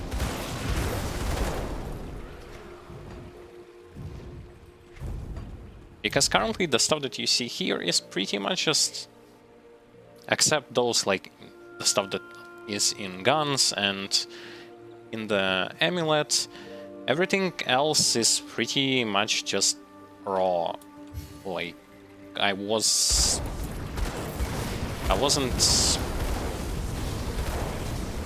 searching for something really particular. I was just glancing at what kind of stuff do I have, what kind of stuff I yet lacking, and considering those particular elements, I just grabbed whatever I was missing. And yes, on level 74, yeah, on level 74 you can start to place high-level components. They are ridiculously resource expensive. So for those things you would have to farm up those enemies of different races to gather those crafting materials.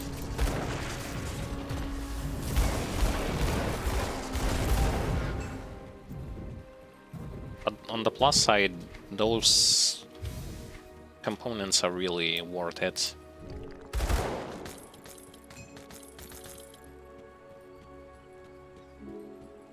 You're not gonna change all of them, you will going to change some of them, and some of them will still gonna be like low level. I'm speaking about mostly this build. Build template says that there will be like 2 or 3 items that are going to have those low-level components.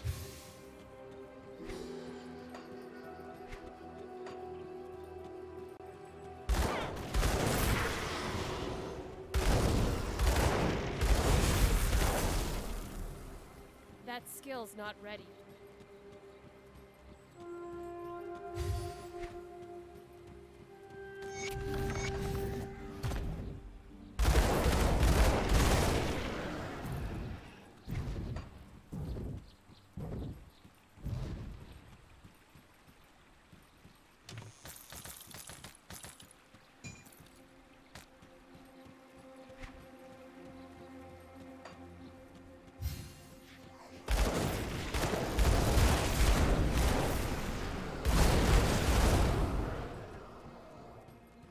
That skill's not ready. The thing that I will try to do in the skeleton key dungeon, I will try to not die. Because for crafting skeleton keys you need some chaos seals. And as I said, I wasted all my chaos seals for crafting components.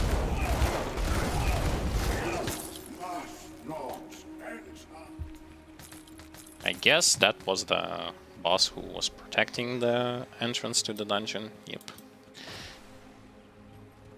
And yeah, when it comes to when you are approaching here and you want to go back and sell stuff, go back and sell stuff before you open the door. Because if you will open the door and go back to sell stuff, you're gonna come here and the door is going to be closed and you have to make another key. I've experienced it on my own skin I'll give you a good price. once, and then I never ever done it again.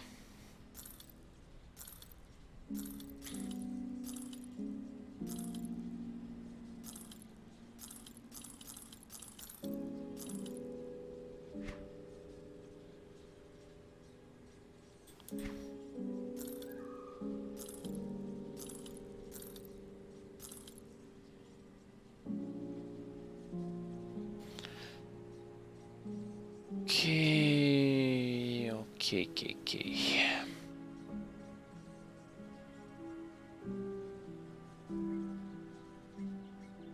This one gives a whole ton to elemental resistances. Yeesh.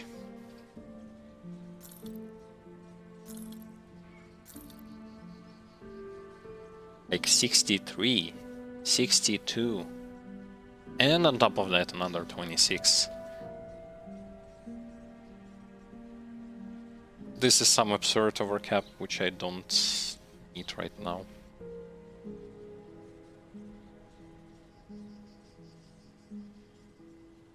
Doesn't have fire damage. Nope. Not the bad item, especially considering the fact how much stats it gives.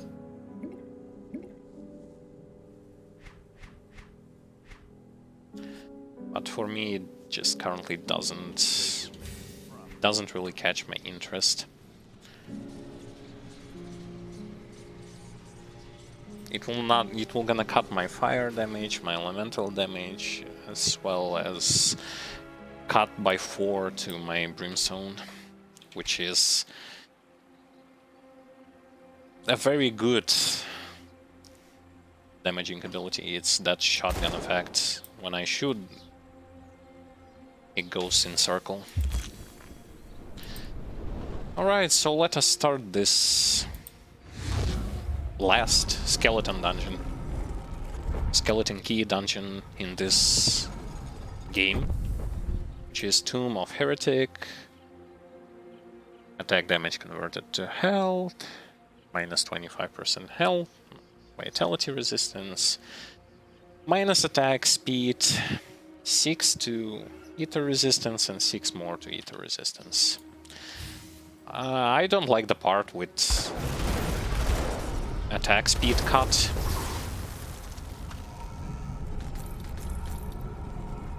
Because I am auto-attacker for the most part, and attack speed is the go-to stat.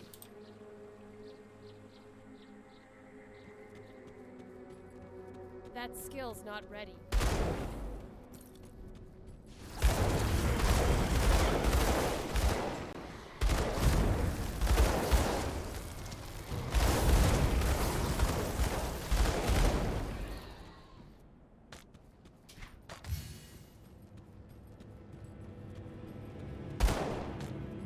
This place should also have that trap room.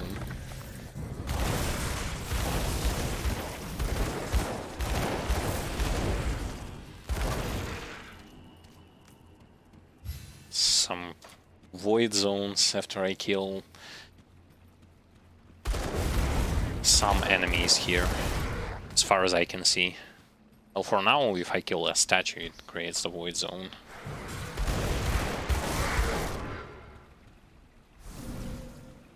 What? Portal that summons enemies and shoots some skeleton heads.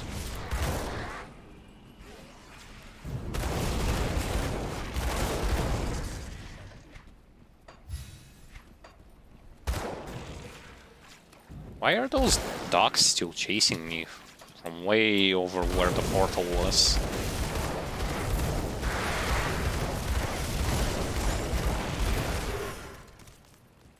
Yeah, when it comes to lifesteal, how much I have, like 15 or something like that. Either 12 or 15. So with the attack speed and AoE that I have, that's just another source of how I can sustain in combat.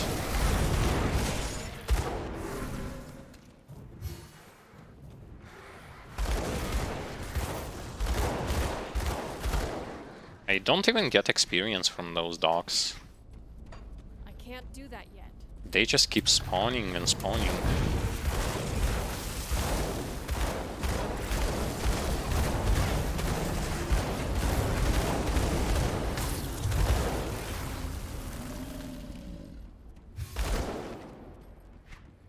You know, this location is kind of similar to when you are approaching the final boss of the second DLC.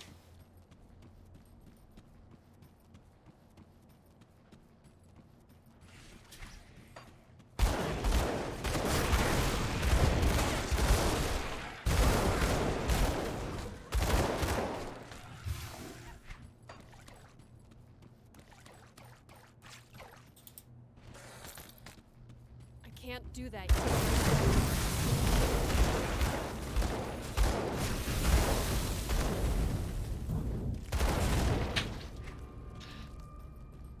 Right, there is a path to the left and there is a path to the right. We're gonna clear them all.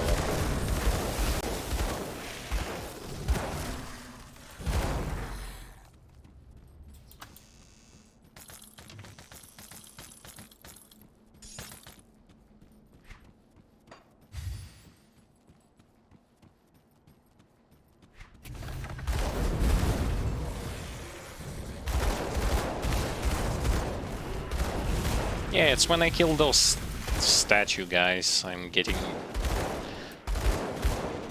this void pool of some kind. Doesn't look like it does some really huge chunks of HP, but I'm not gonna stand there.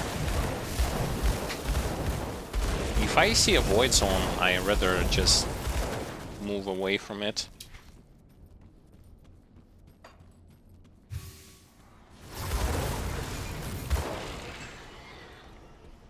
I guess that's to level 2 of this tome. It's too early for us to go there, still have over there and over there. Gonna start with the path to the right. Man, stop it with those portals will never close. Or will they? That skill's not ready.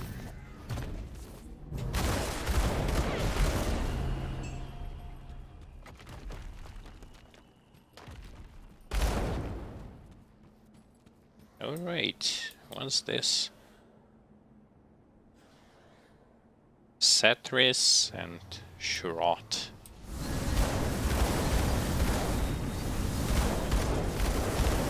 Amazing.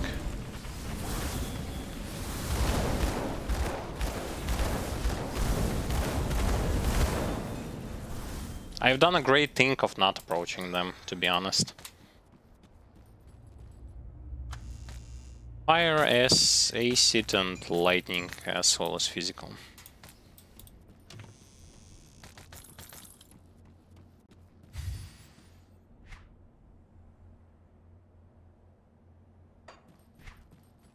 Oh, I can't do luckily I haven't died.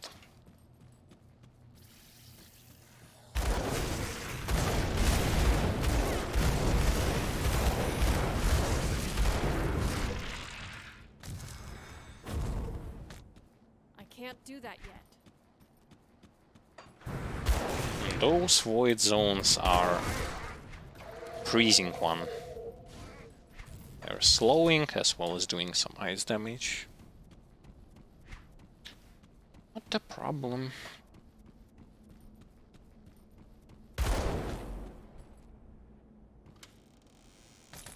Oh, there was a chest.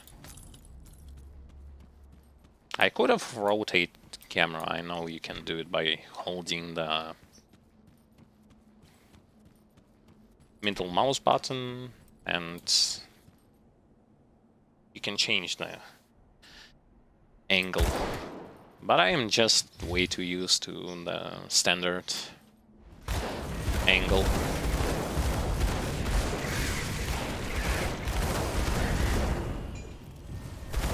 Look at how many void zones.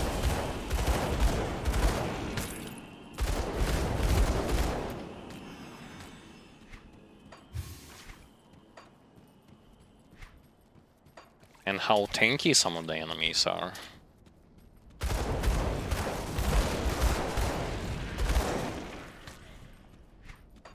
I can't do that yet.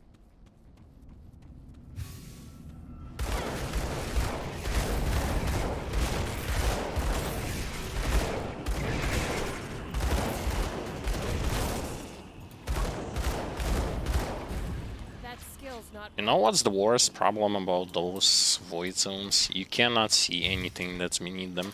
And beneath them can be some of those tentacles that some of the enemies are casting, or some other form of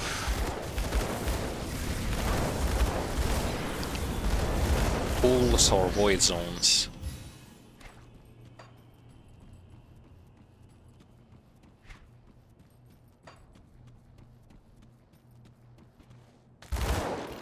That skill's not ready.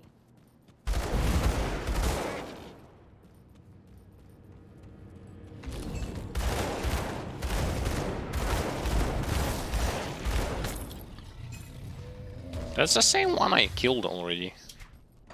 Guess he pops up in multiple times.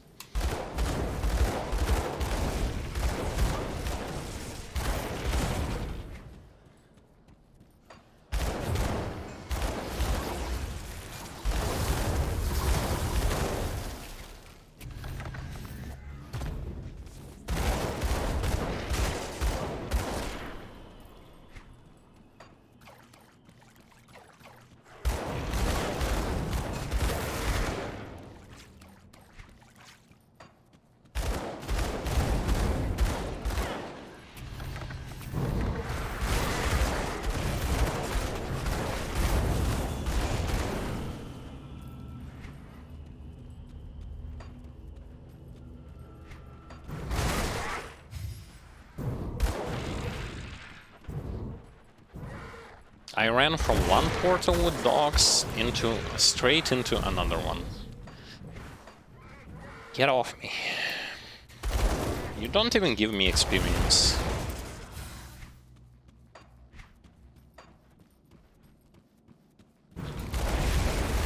And no, it doesn't. It doesn't have to do with the fact that I'm above their level. It's about the fact that those dogs that are being spawned from the portal just in general do not give any kind of experience. Or drop anything. They are just there to be there. Ooh, what is this? Oh, that trap room, huh?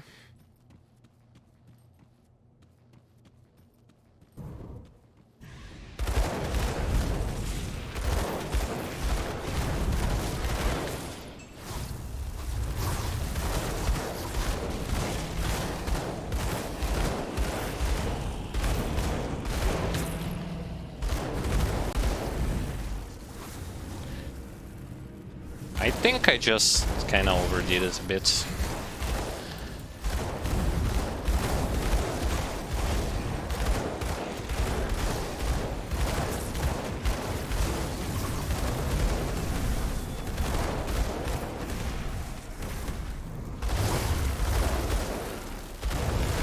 Okay. I guess that's all. That's all right.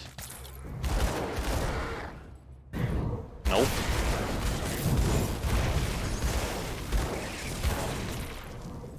That's all? It is. The most HP that I lost and almost died were caused by those signs of hunger.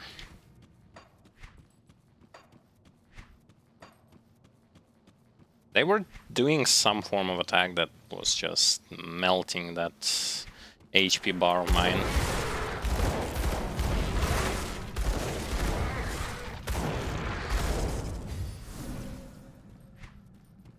And judging by the damage graphs, it came from elemental and a ton of physical one. I get it. To deal with the physical problem with the fact that I am struggling with the physical type of damage, I absolutely have to start changing gear.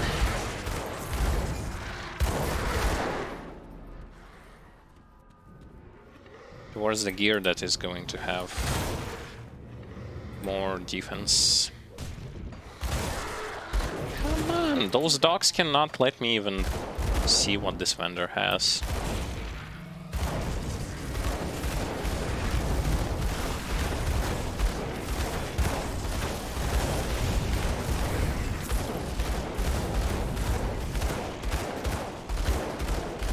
Can't carry anymore. Splendid. Now I have to remove the auto pick for the rare items, because I do not have any more inventory space.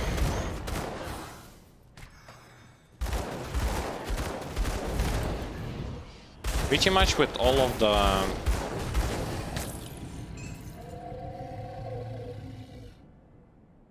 those skeleton key dungeons. Throughout this playthrough I had this problem that I went through like half of the dungeon and my inventory is full.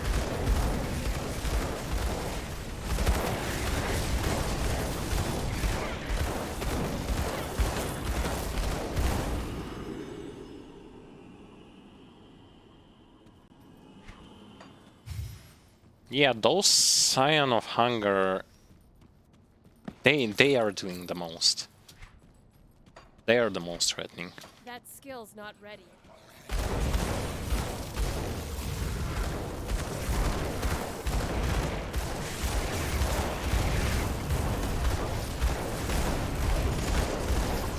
just wonder what kind of boss am I going to be facing.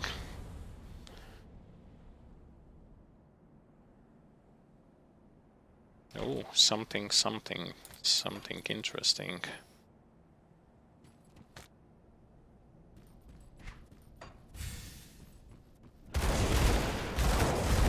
At least on the first glance, because I saw a fire elemental as well as some resistances.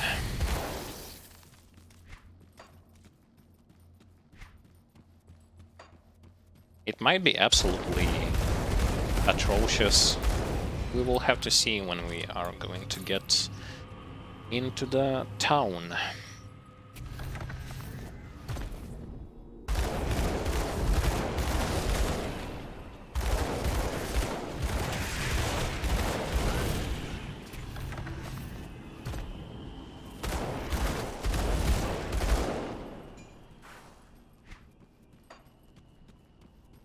Okay, chug another experience potion, because why not?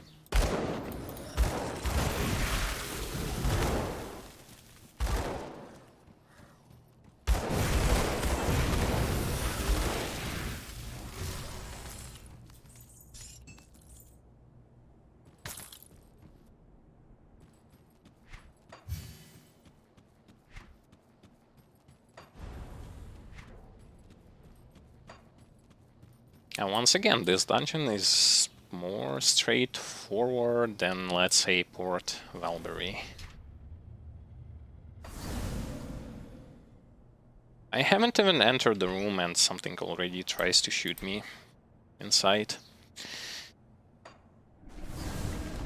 Okay. Ready or not, here I come.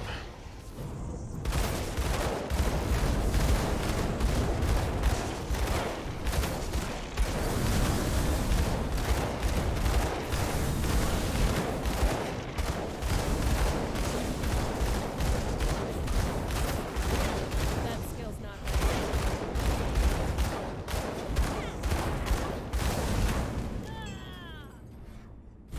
My inventory is full. It was me, or did he have this Can't carry stuff that anymore. prevents you from healing?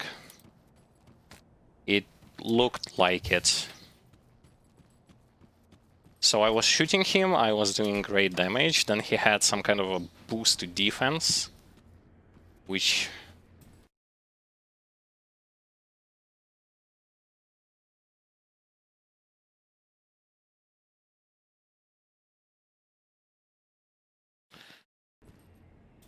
So where was I? Yeah, so I was doing good chunks of his HP.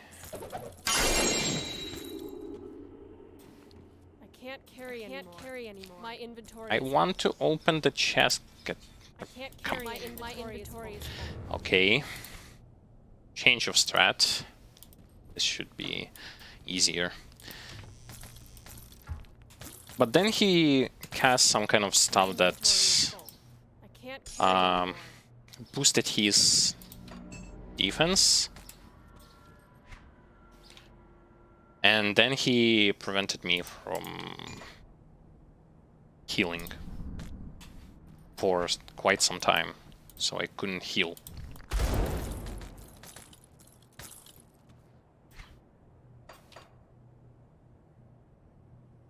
Okay, and let's look at the green ones. Maybe there is something good, maybe there isn't.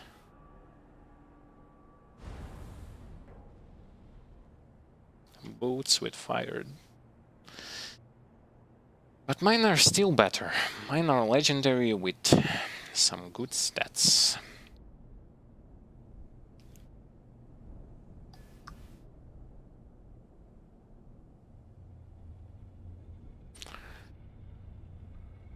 Less fire, but gives burn. But not really good. Nope. So I got all that I need, and this dungeon is completed, without even dying. Nice.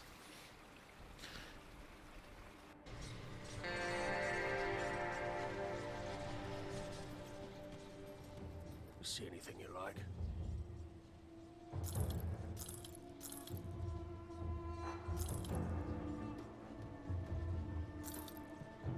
By the way, the boss was doing...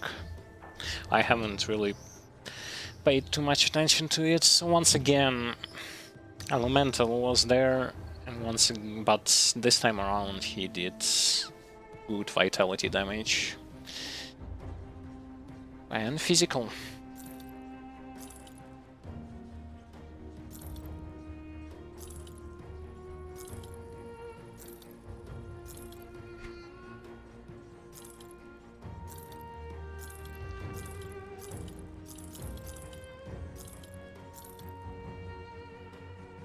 All elemental burn.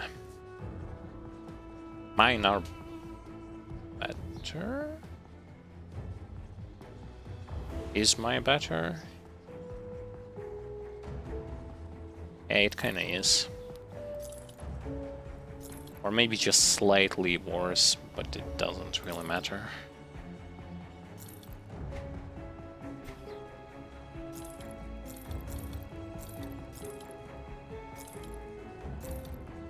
And yeah, I didn't even get a level there.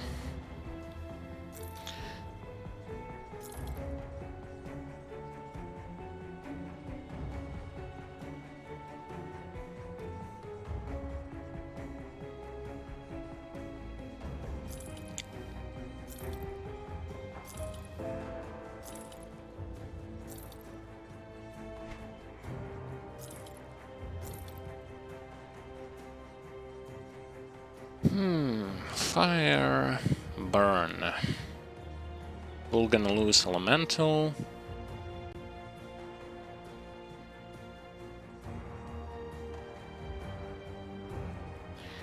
Here's to fire. Here's vitality bleeding.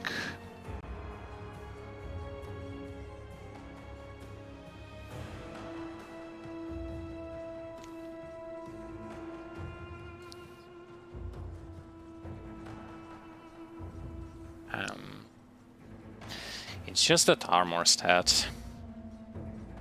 But besides it, pierce, vitality, bleed. No, I am okay with mine.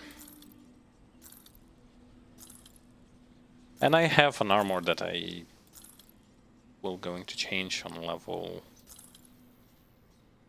84. Yep. For level 85.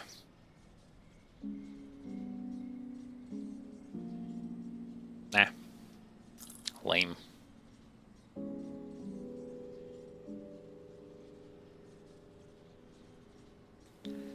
This one doesn't even have offense stats that I want to. It had good plus skills, but it didn't have any offensive to the elements that I am using. Thus, it goes to wastes. Put it to good use. Some more of those lore notes to gain some more experience. Ah, oh, okay. It's two of them. Two of them. I'll give you a good price for what I've got left. Safe storage, no questions asked.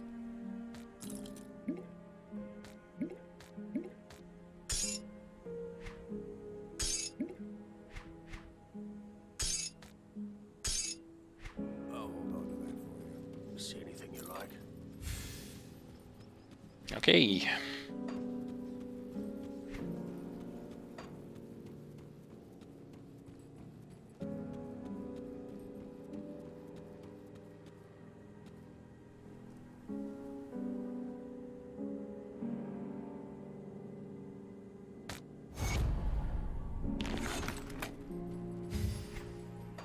Nice. Still no level up, but it's better than nothing.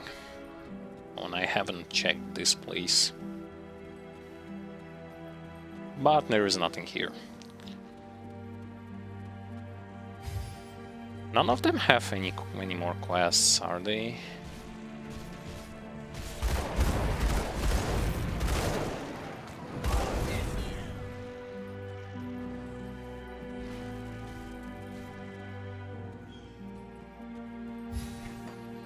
Oh, actually, there is a Research. quest. Orbin City was once a gem in the desert, a place of.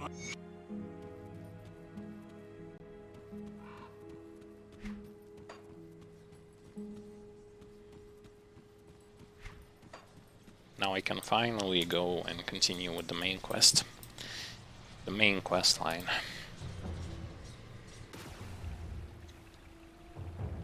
But before I do that, it's time for our good old intermission for this stream.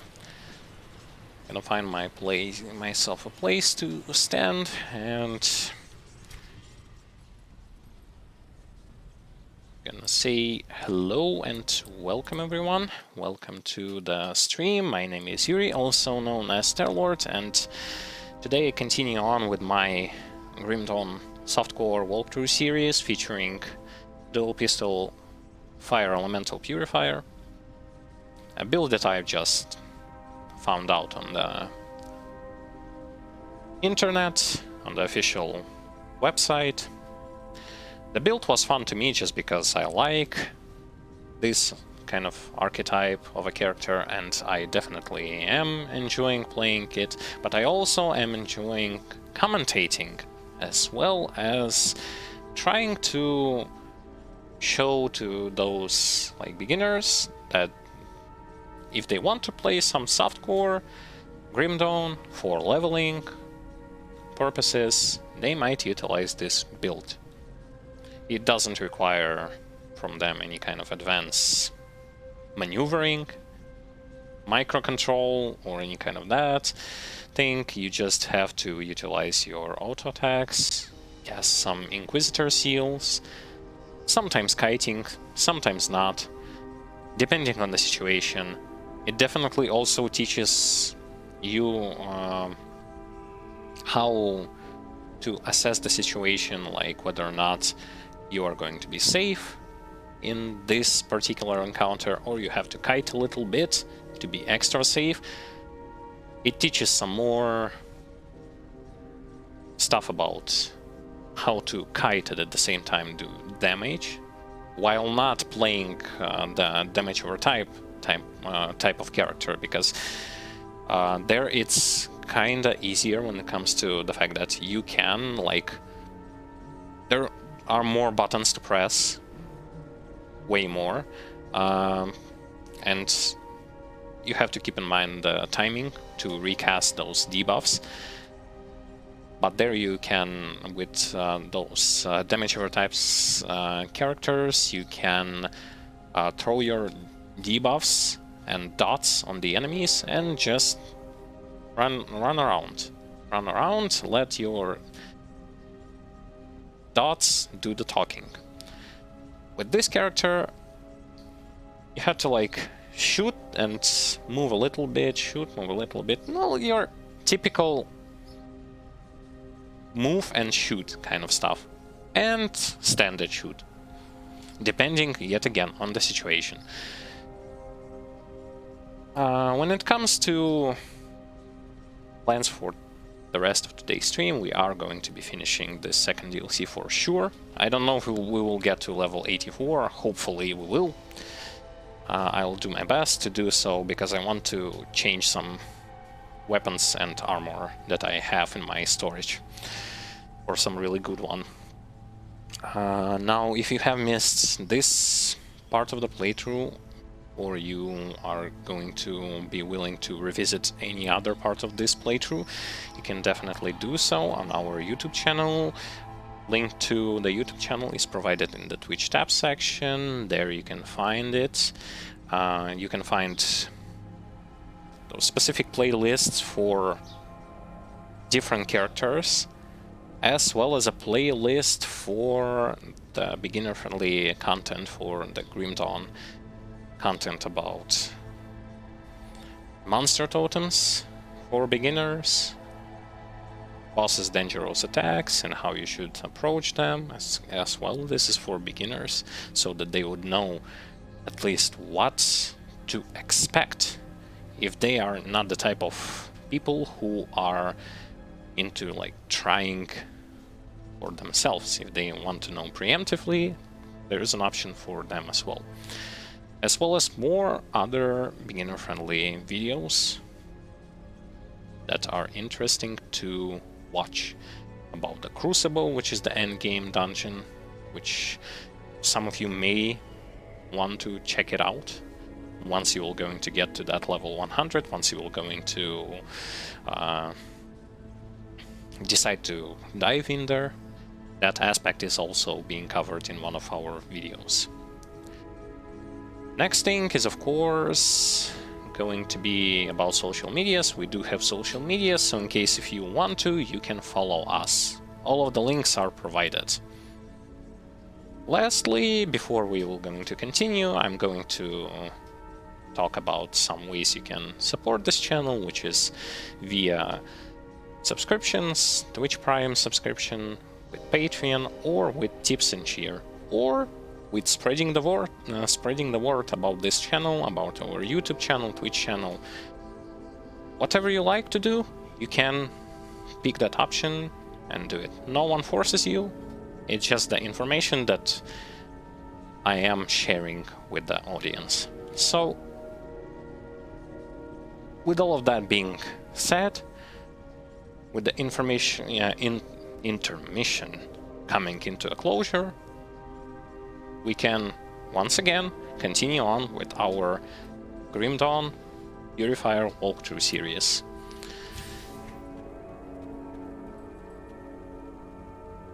This will take me some time to run there. Not gonna lie.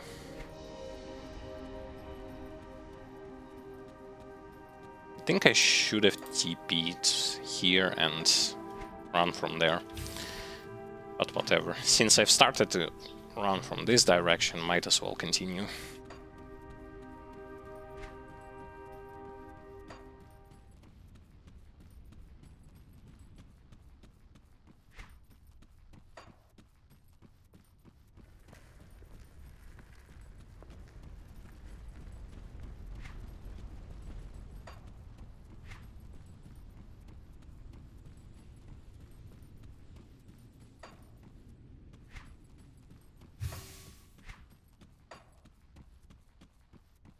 And again, sometimes the music just stops entirely.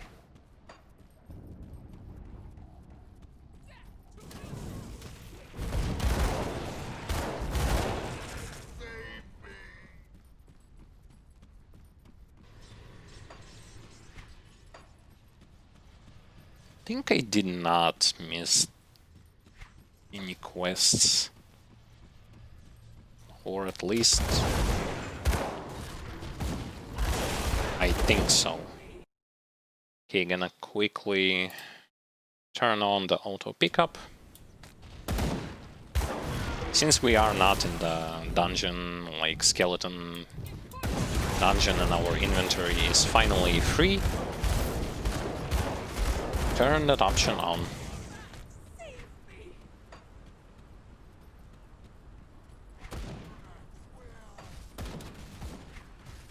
I should have cleared that path first.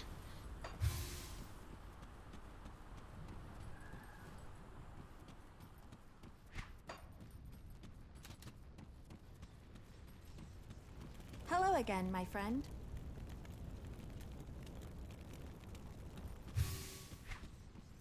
Except there is nothing there, except for the NPC whom we have met pretty much from the main campaign, and up till now she's still present.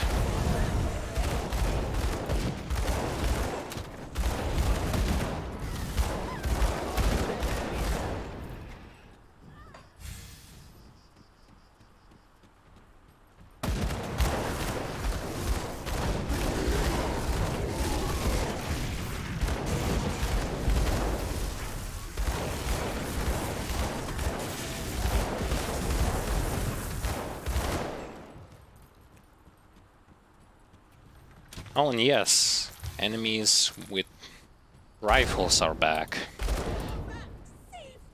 And let me check the pierce damage that they're doing. Quite decent. So Just as I said, for this DLC, just try to keep your resistances balanced out. You can neglect the stun resist if you'd like. That skill's not Mine is not even close to being maxed out, but it doesn't really matter.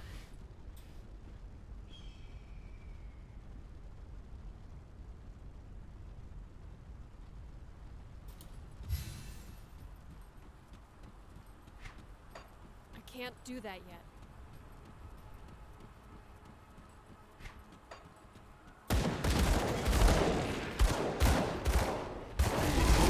And technically, stun resistance is going to become more important once you'll get to higher difficulties. As if for normal, you should focus more on something else, like other stuff.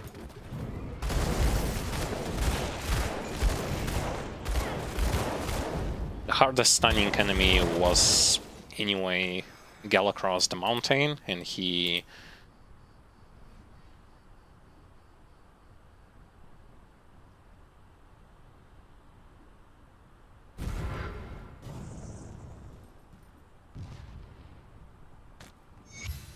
already That skill's is not long gone.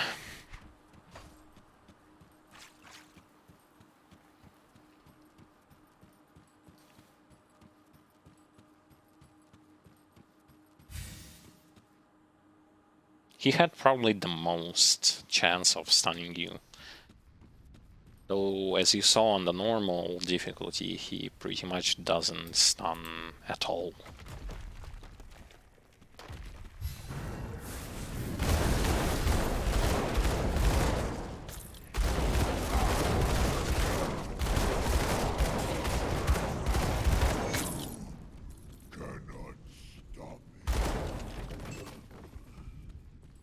Long live the messenger. Oh, except he didn't.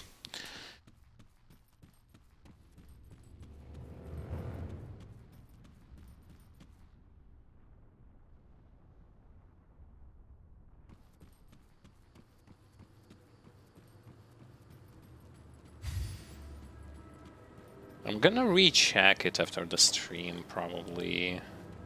What I mean by rechecking, I'm gonna recheck whether my assumptions were correct and the second DLC is actually faster than shorter than the first one.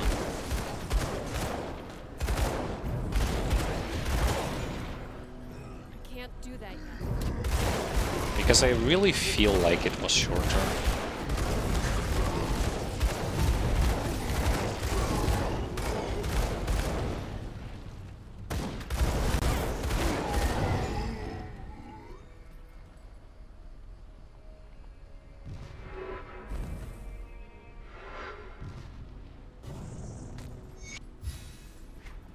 Okay.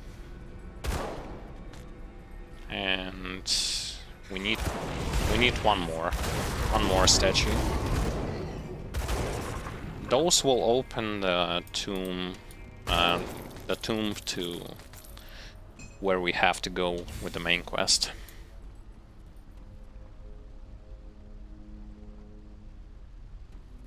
Rippling my defense ability. That skill's not ready.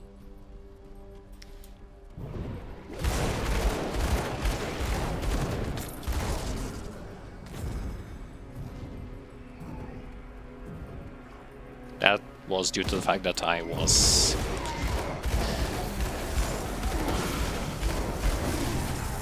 pressing the wrong buttons there.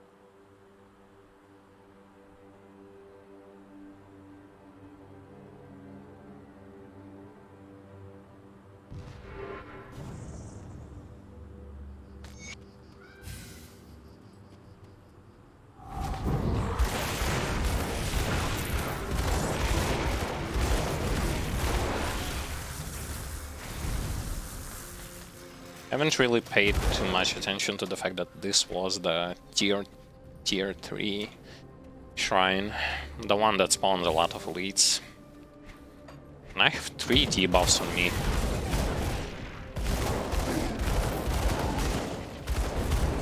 Because I was simply mashing on those statues. Oh, what's this? Some kind of a secret path.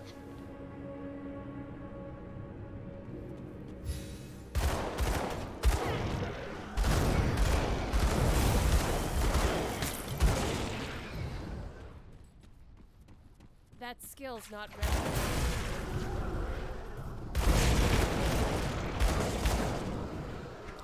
Nice. So I guess I continue to level this up.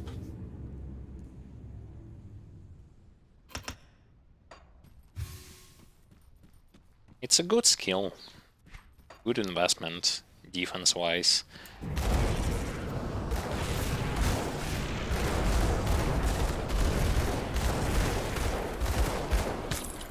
And it's a how should I phrase it? By leveling it, you are not going to need to place, like you see, I have Mark of Traveler in my boots. I won't gonna need it anymore because I will gonna have enough movement speed.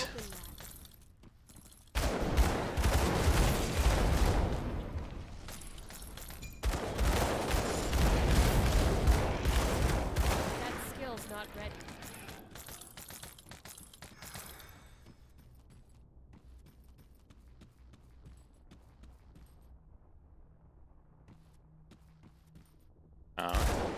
I guess I killed them all already, so it doesn't matter anymore.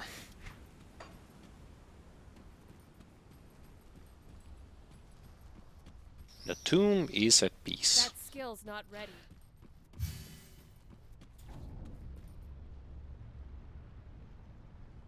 Great.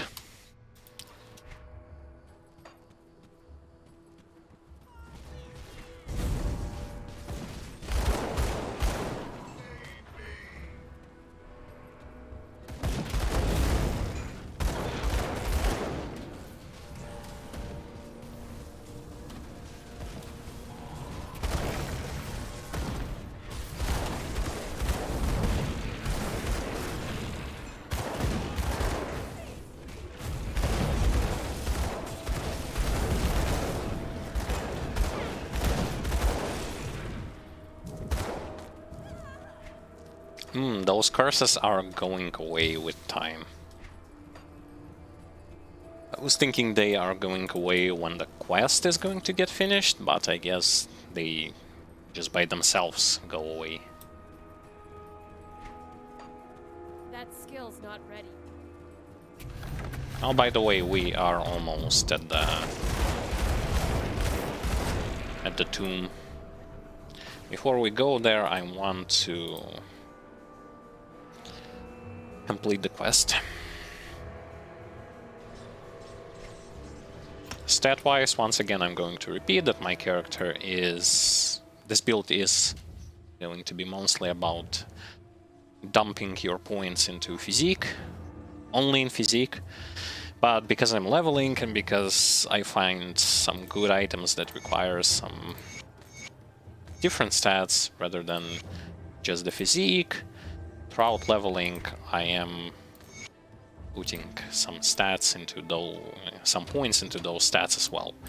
I'll give you a good price. Later on, by level 100, I will going to reset all the attribute points, reset the skill points, once I will going to get like items and stuff, and gonna make it so that my build is going to be something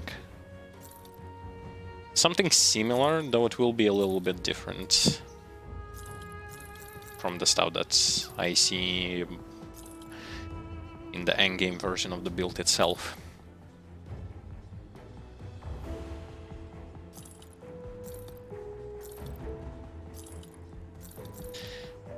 have an armor for level 84, so I might as well just skip those.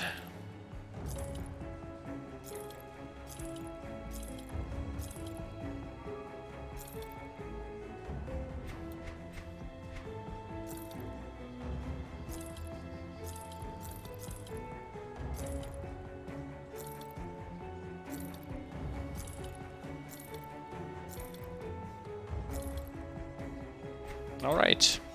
See you around. Safe storage, no questions. The inventory is free, finally. I'll keep an eye out. I give you the. That skill's not ready. And I have also another place for which I... Yeah, at Vanguard of 3 there is another unfinished business.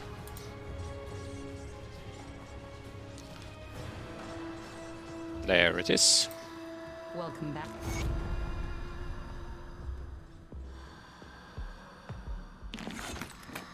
Nice. The quests are complete. For the most part. Side quests, I mean. Now it's time to go and kick some Korvaak. You have to.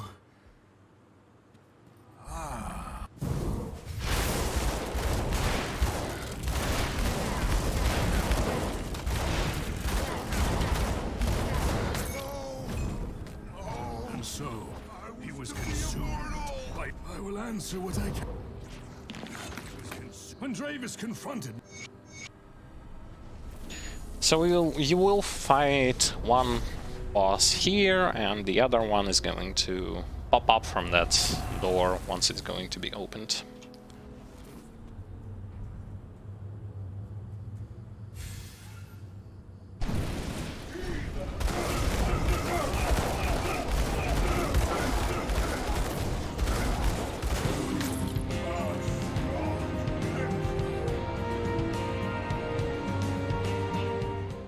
And now we go inside, and this is basically your... You are almost at the end of the second DLC. Can't do that yet. You have like one boss to kill, and that's it. One boss, and then the final one.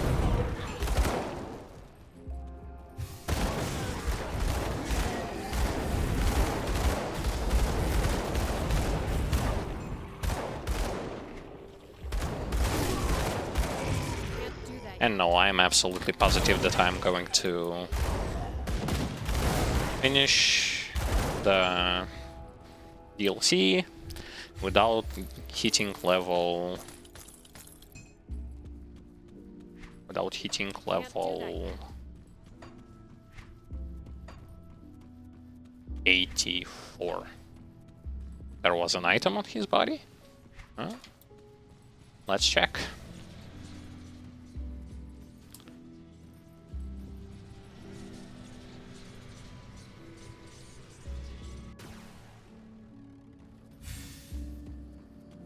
Oh, there it is. Ooh. The pendant. Deliver the pendant to someone... Somebody. Oh, it's probably to... I know to whom, but I...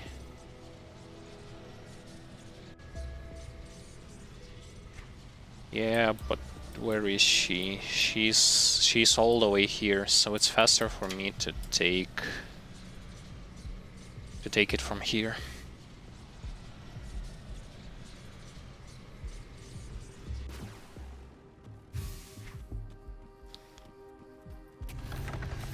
It's either way gonna take me some time to retrieve this item.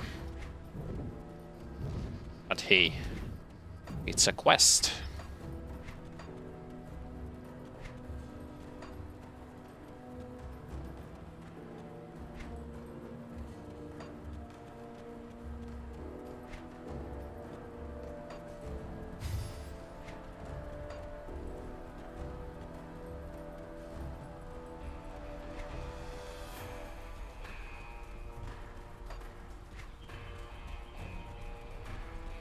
That skill's not ready.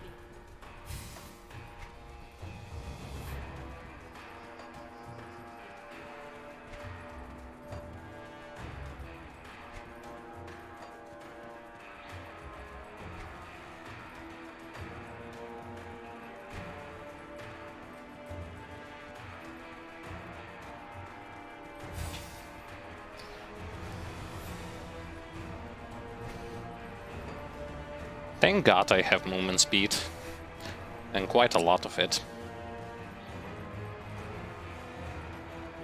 Hello again, my friend.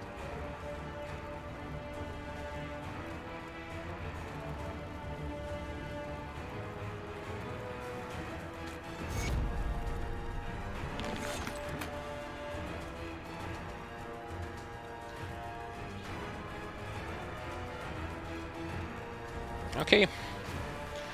And now we go, finally we go into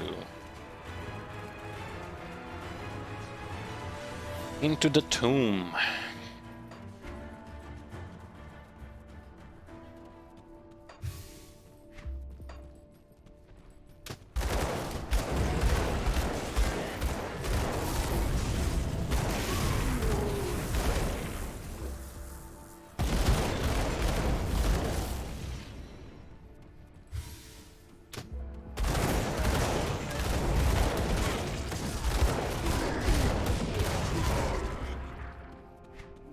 That skill's not ready.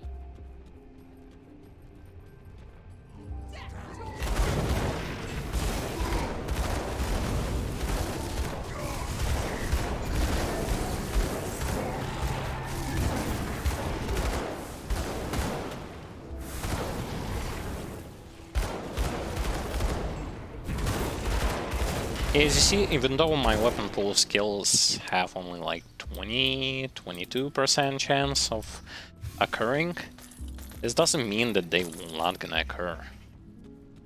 They occur quite often, and in case when they are not, I will always going to have addition of Fire Strike and its modifiers.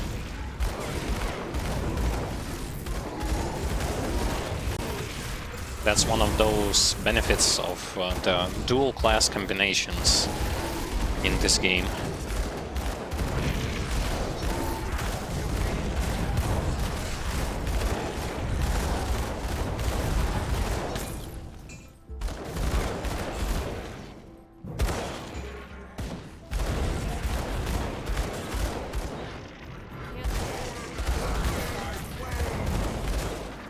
I'm so used to everything being blown up, elites as well, that it kinda confusing me the fact that this one particular enemy was quite tanky.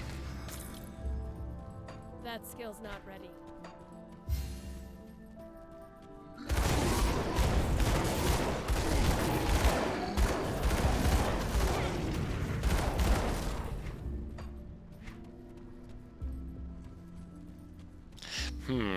I don't remember. I should probably go to the left first, but let's go to the right.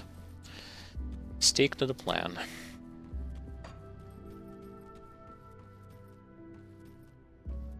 That skill's not ready.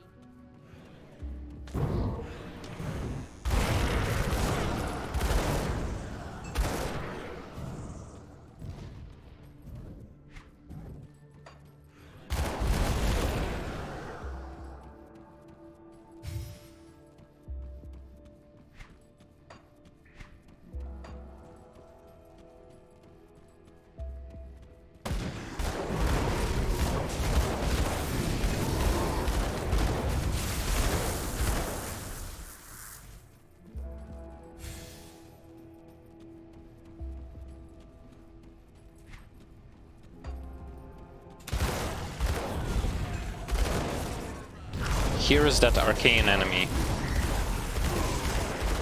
I probably should have just let him live to show you how exactly the arcane stuff works. The one that removes your auras and buffs that you have on you.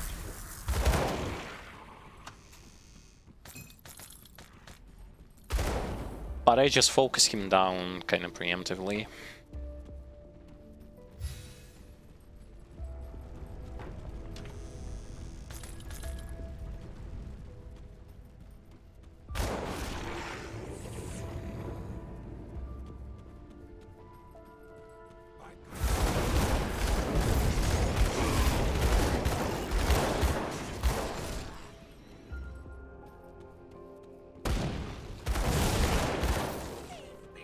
Okay, I have to go that way, but let's check the others.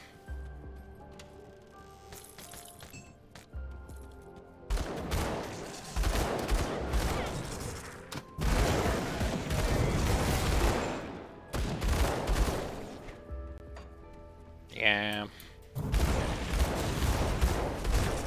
Oh great, he can attack me with auto attacks from that gap. Should we go there, or we can just... I guess we can just, like, whatever. I can't do that yet. Not feeling like returning there.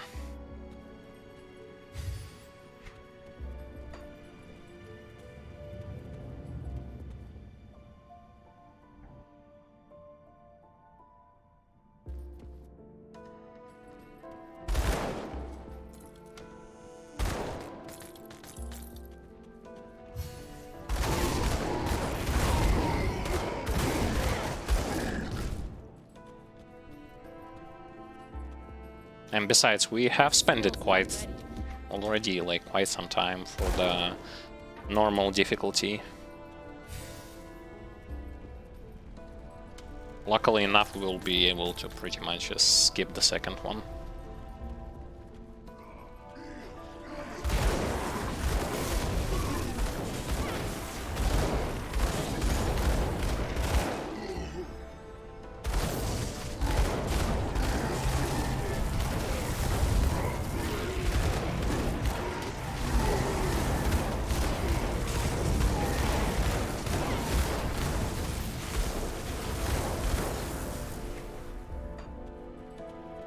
Skill's not ready.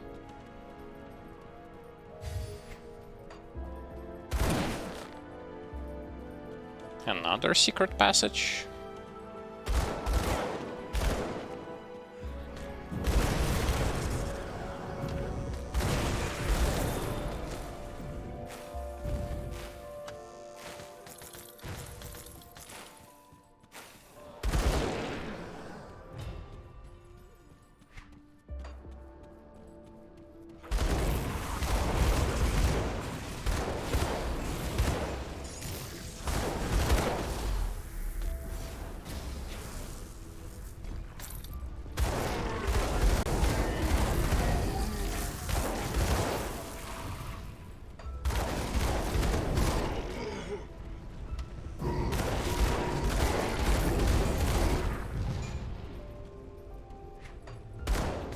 I always am wondering from where the people are getting those designs from.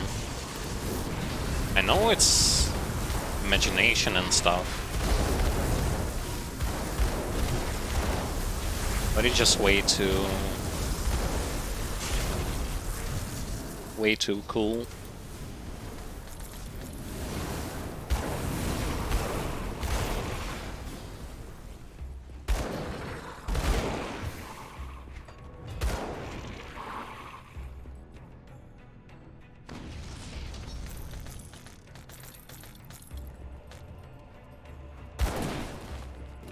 And another secret path.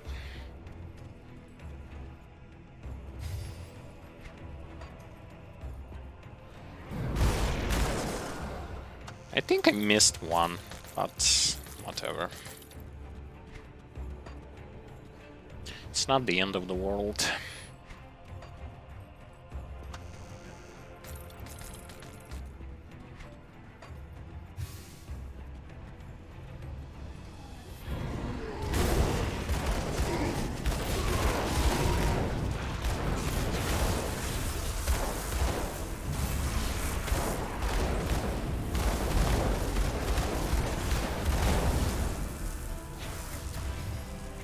Oh, and the final altar. For me to be able to max out Revenant. Well, not max out. For maxing him out, I would need 2 more. But this one I will going to be unlocking. And as a matter of fact, it's probably the most important thing in the... not the Revenant, but the Ghoul constellation.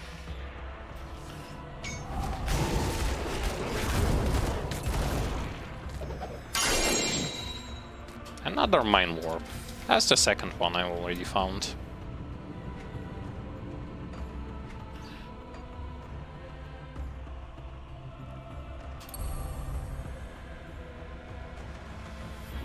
Let's put it into Aura of Censure.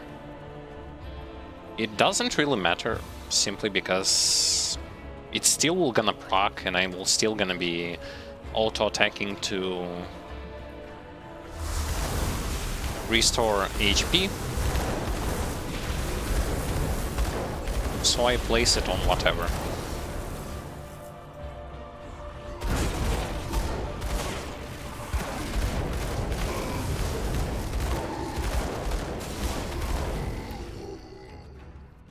And don't worry, I will... this build will going to have some more buttons to press, rather than the one that you see I'm pressing now. Because we will add here the 2 other ones, which is going to be Termite Mine as well as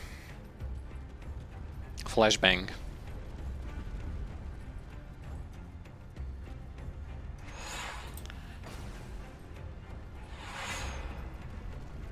Okay, so here's another boss. Now you understand that I did what I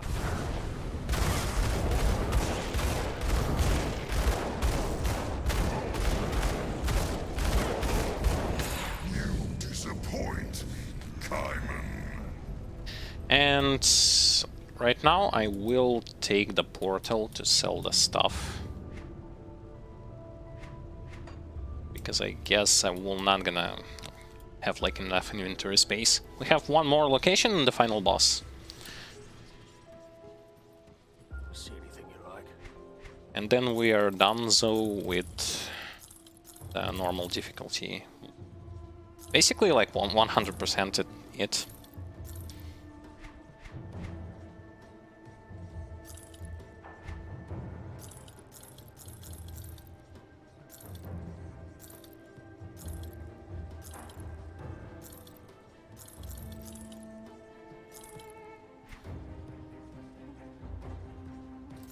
Those helmets are so bad. Come on. Yeah, they do give like fire and stuff, but if you pay a close attention to the fact that they don't give any resistances whatsoever, who needs such kind of items anyway? I was always looking for something that would also grant resistances, like pretty much always. Iron well spent. I'll keep your stash safe.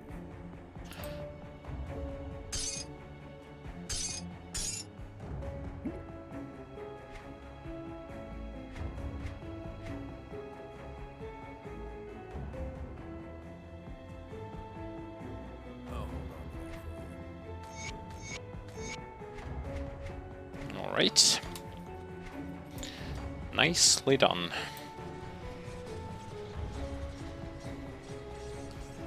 I think I will still not gonna use any kind of ointments and oils.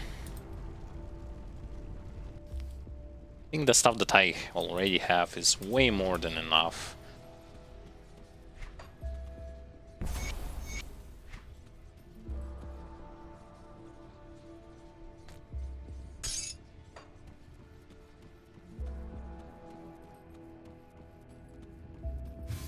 So this location is the last. After it comes Korvaak.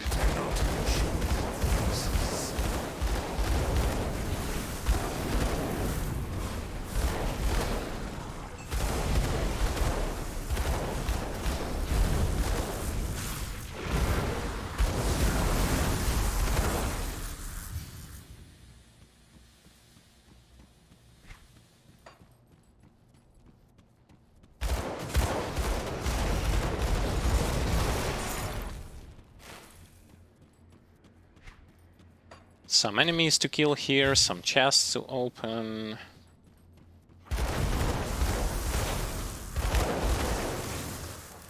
That skill's not ready.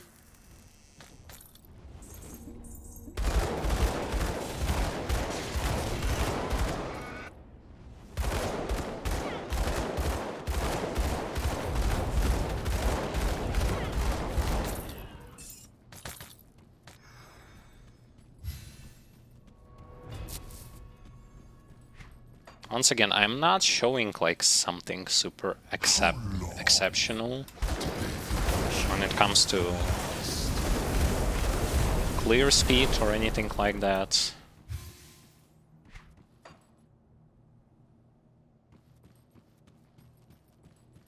I will not going to also deny the fact that yes, I'm not playing on the fresh account, but for the most part, the gear that is currently present, it's not the gear for which I specifically farmed. I do get a good boost from when it comes to experience potions, as well as reputation scrolls, as well as having resources to craft some of those components and relics. That stuff I will not gonna deny. That's the good thing about having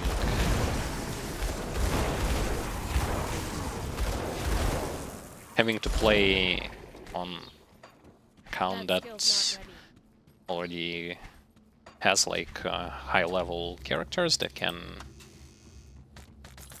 grant those kind of items. But even without them, all of this is manageable. Even without everything that I've just described, it will just going to be a bit harder. But the initial characters is always a bit harder than the others.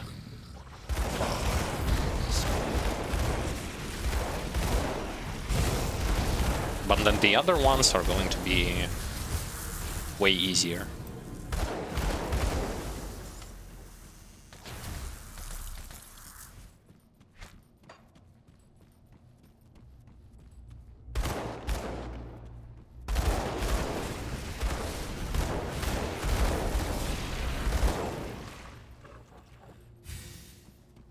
Okay, so we see this location is pretty much kinda exact, like the one that we've cleared in the Tomb of Heretic.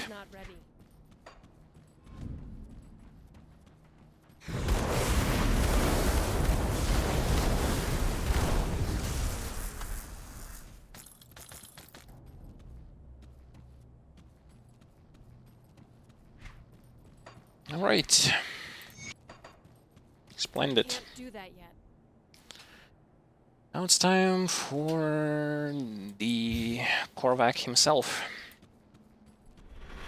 There he is.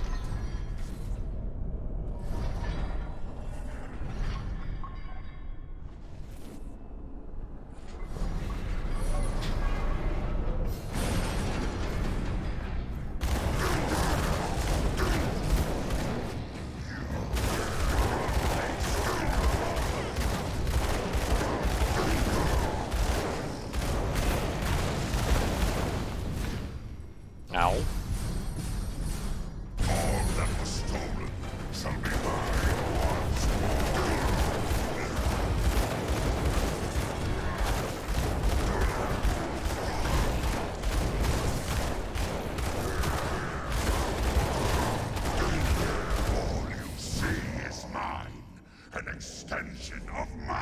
Now in this phase I am going to be running and shooting him.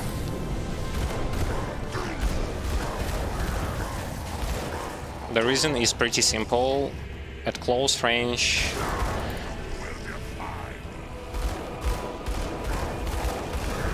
he is threatening.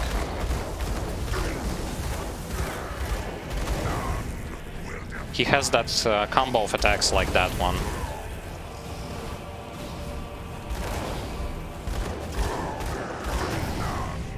This combo of attacks is going to do massive amounts of damage to you.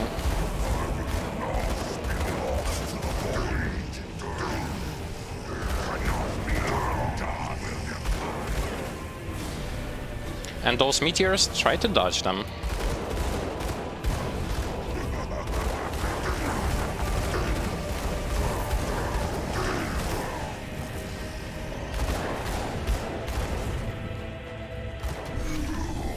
You see?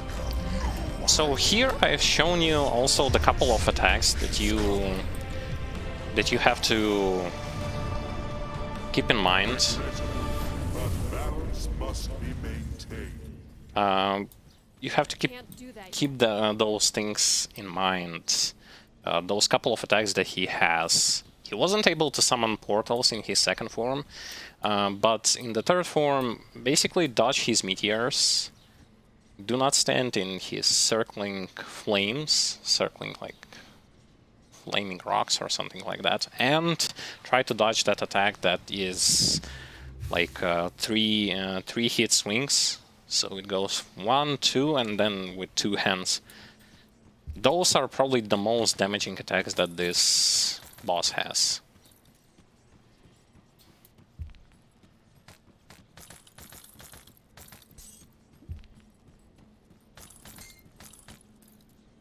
And when it comes to loot, they don't give a damn about that for initial kind of difficulties.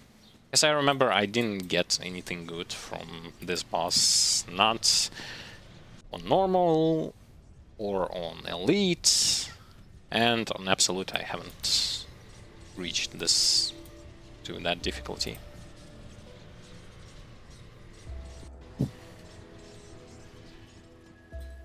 Korvaak's anguished cries. His cult has been crushed. Even now, his scattered followers. We must ensure that. Nice. Done, done, and done.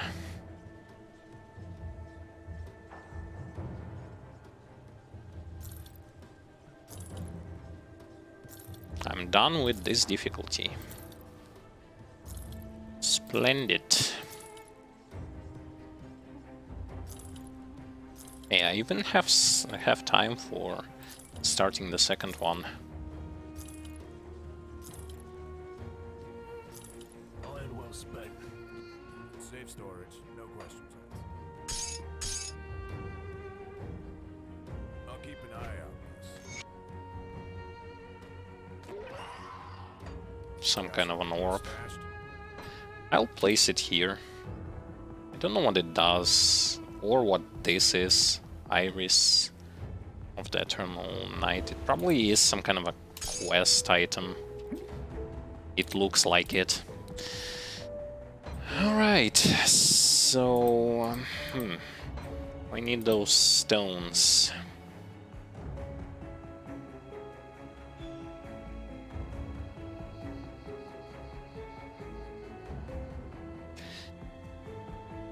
Merits. Okay, unlock elite difficulty, unlock attributes, skill rewards from quests on lower difficulties.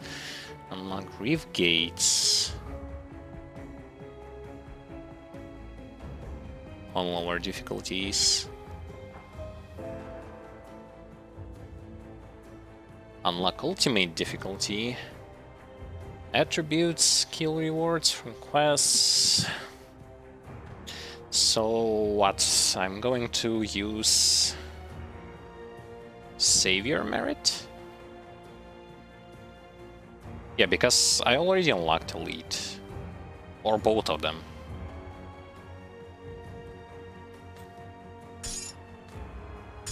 Let me place them in my inventory and run around to see what they have to sell. I cannot pick anything. Lame. What about here, like fire?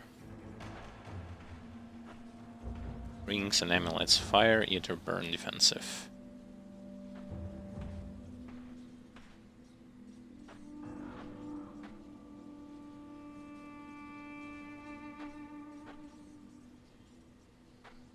Nah. Mine is kind of better. Those are level 90. So what I use... Let's see, I probably can use like both of them.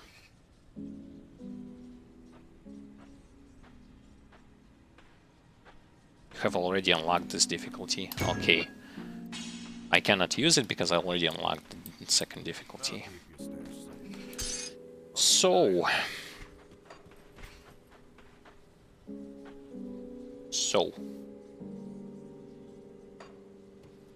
we will going to exit the main menu, switch the difficulty to Elite. See, the Veteran on Elite and Ultimate, you will not gonna be able to toggle this option on. It's only for the normal, it's a harder version of normal. But you'll gain like 10% XP boosts for playing on it.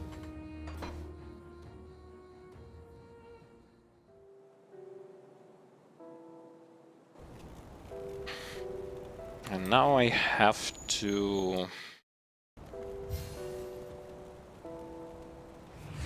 go and check what kind of quests are going to...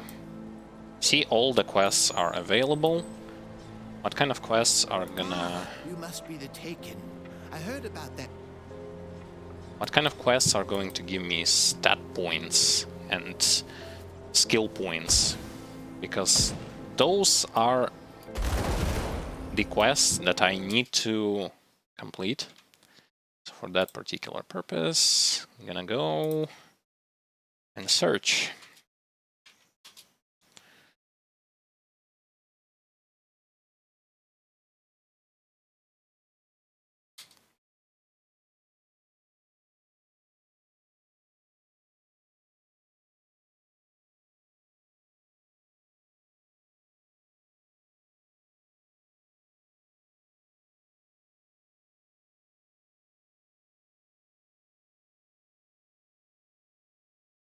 So the hidden path.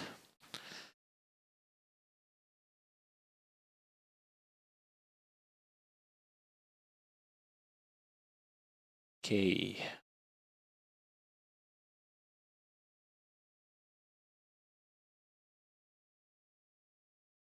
Let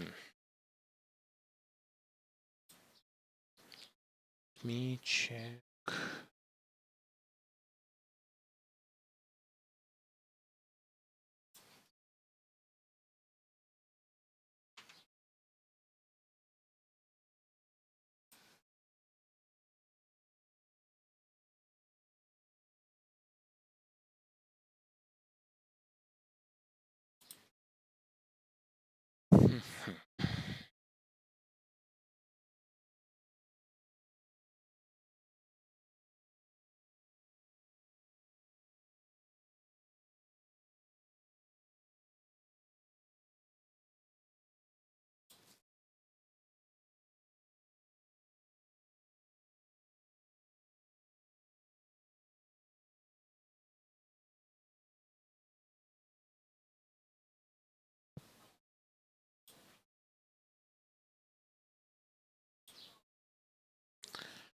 So here there are on Ultimate. Those are the quests that I have to complete. Kasparov's Experiment, Merciful End, Hidden Path, Third Shrine, Hidden Path again. Those will gonna give skill and attribute points. Okay, so we're gonna start with the Kasparov Experiment. Gather ether crystal fragments and return. However, You must be the Taken. I heard about... how are you actually gonna be able to do this?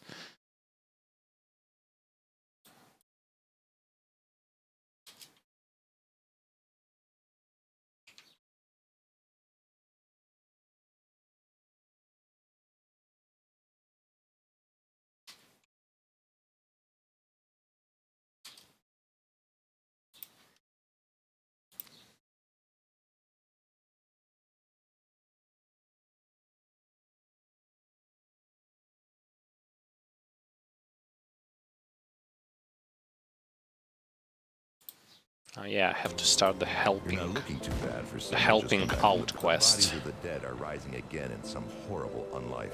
You will need to fight your way.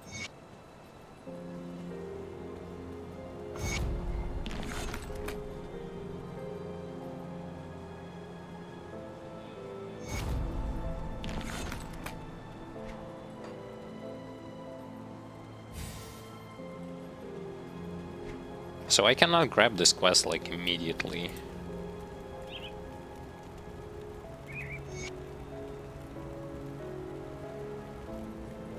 That skill's not ready.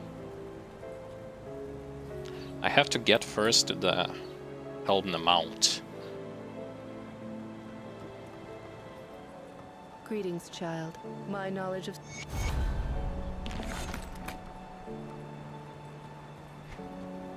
All points available. Nice.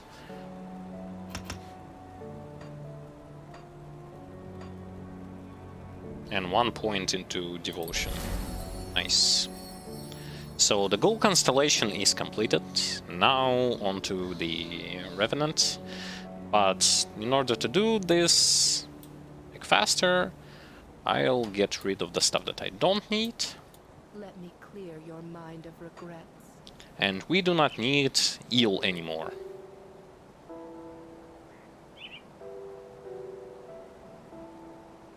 We cannot get rid of it. Why?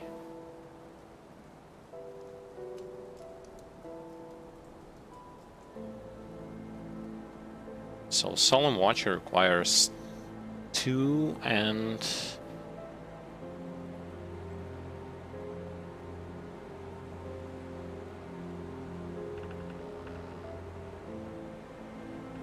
Hold up a second.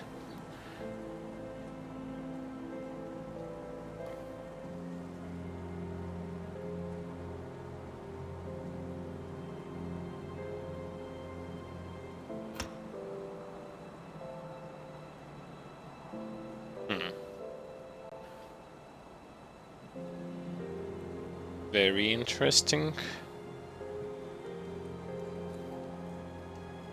Okay, I'm gonna leave it be like this, and then I'm going to figure out what's the problem.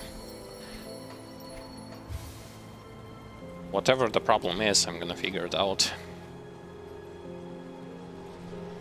It doesn't give me the quest, though.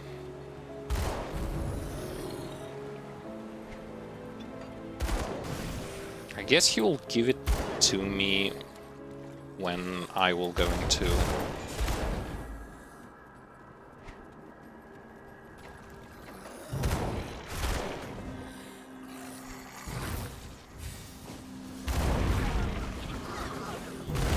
do that first one.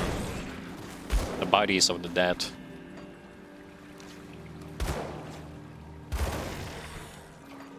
Then he will going to be able to give me the quest.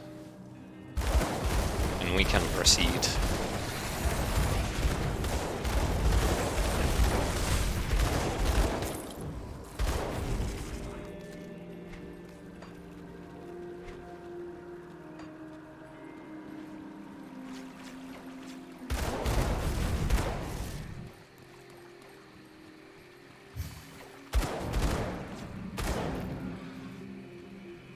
Luckily enough, because we do not clear everything, it's going to be much faster.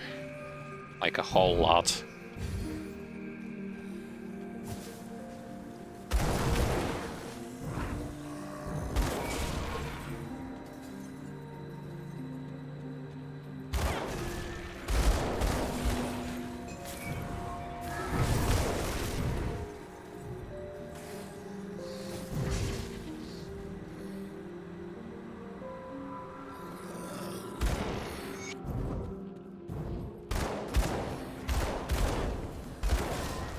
Plus, just like I said, if you have missed some devotions, on the other difficulties you'll be able to find them pretty much at the same places where they have been.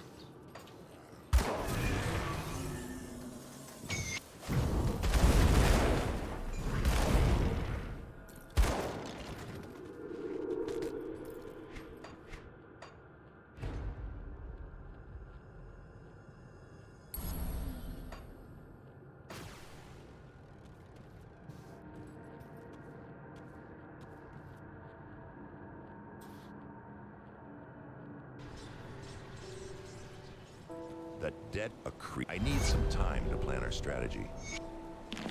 Nice. Welcome to my rift. You don't remember. You'll be looking for... This is the quest. Ether crystals. So basically for the second difficulty I am doing only the quests that are gonna give me points, skill points and stat points. Everything else, do not care, will not do. Ether crystal. Where is it? Ether shard.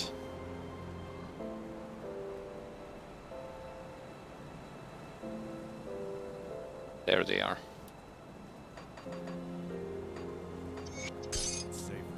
So I only need to worry about those quests.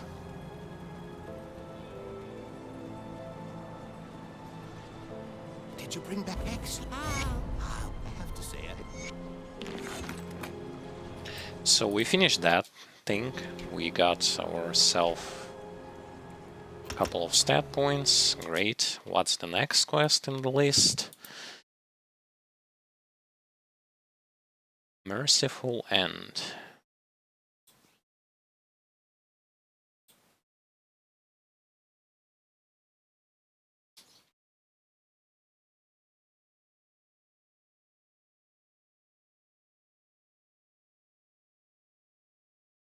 Ghost in Act 2. Okay.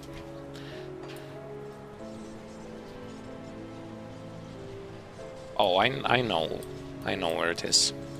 It's here. We have to kill the harpy.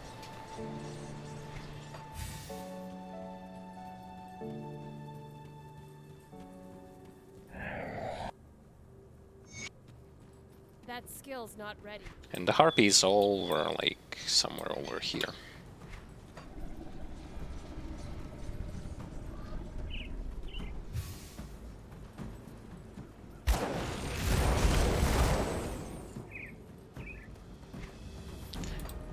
And I need 7 devotion points. 7 devotion points, 7 devotion That shrines. skill's not ready.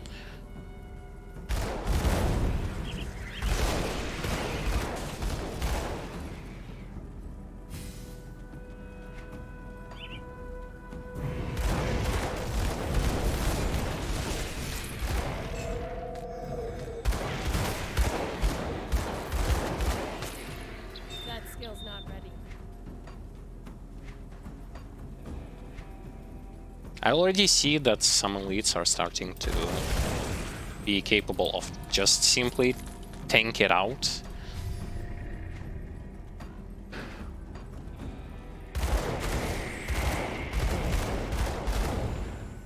But that's not for long.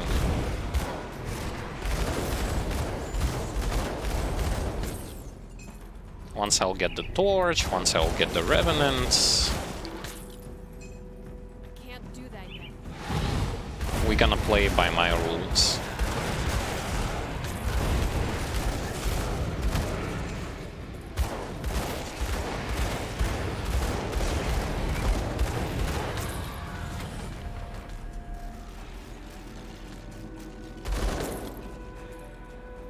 I can't do that yet.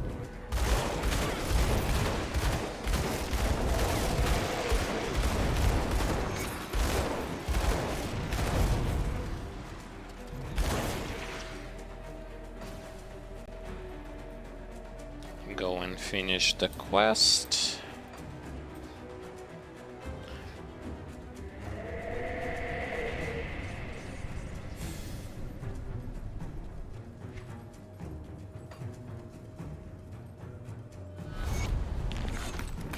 And what's the next quest? I'm using Wiki as well as Grim Tools checklist for that. Hidden pattern shrine, hidden path. Okay, hidden path. I know exactly what the hidden path is, but I probably will be out of dynamite. It's just not gonna be really great, though.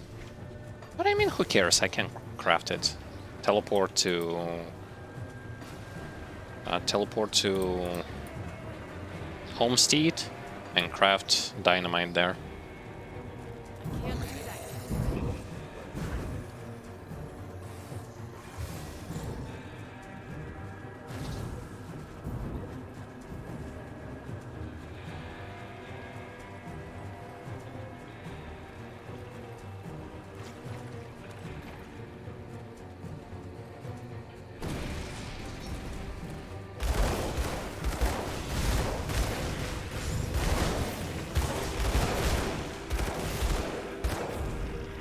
That skill's not ready.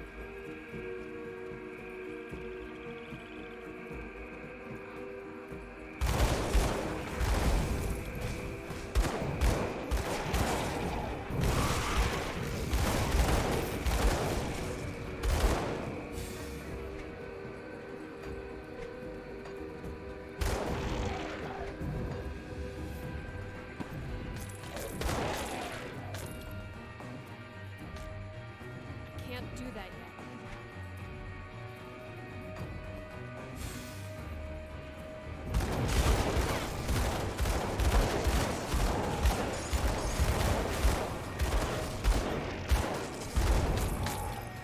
That skill's not ready.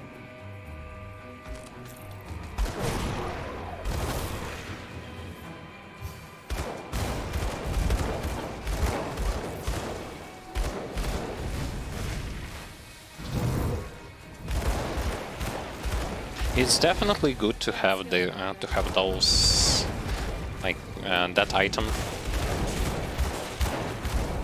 that allowed me to pretty much unlock this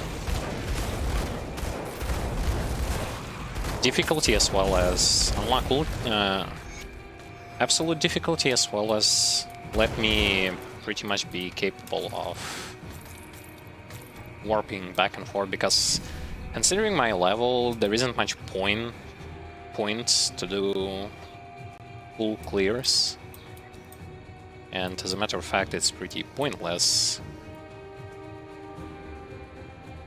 to me to run through the same like campaign on this difficulty again, like I did on normal.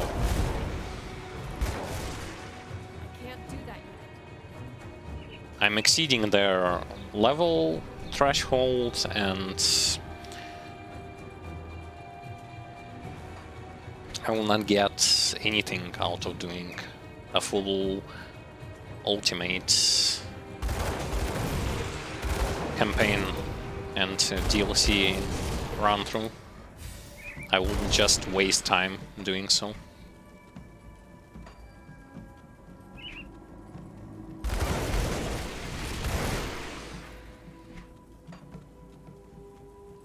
That skill's not ready.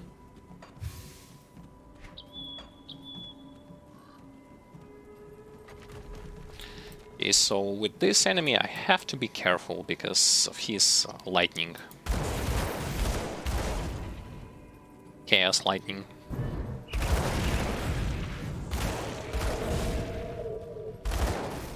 They can pretty much just delete me.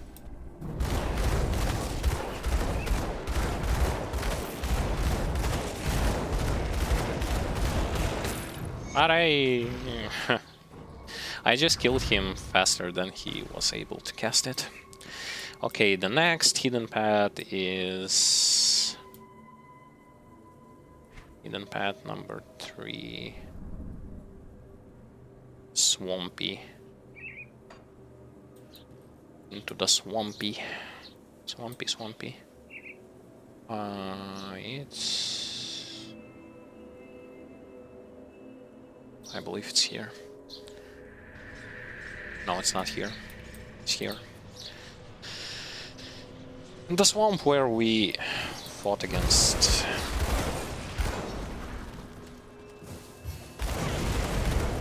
those trolls.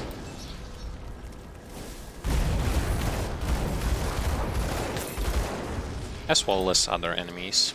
Can't do that.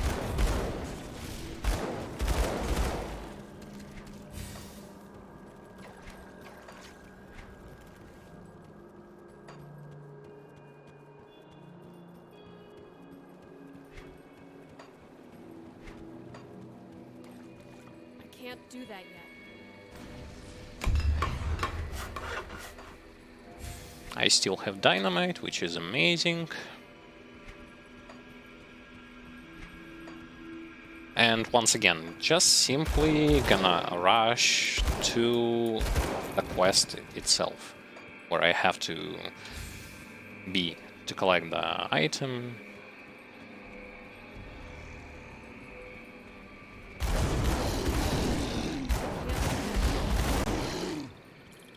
That was just one hit from a regular troll, by the way.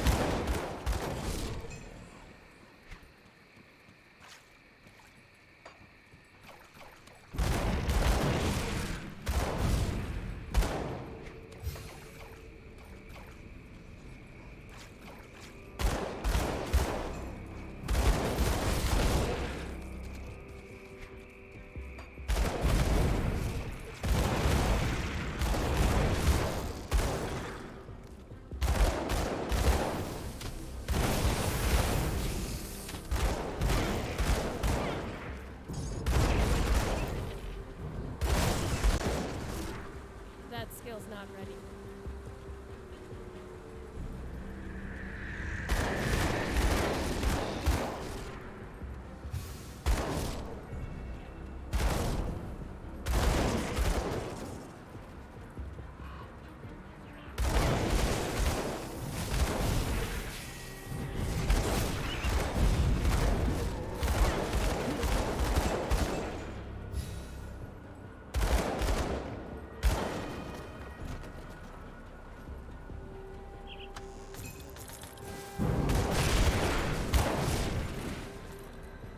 I need to slay the dog on the graveyard. Probably. But then again, from the dog on the graveyard... I don't remember. The fang drops from her. Or from the dog, basically. I can't do that yet.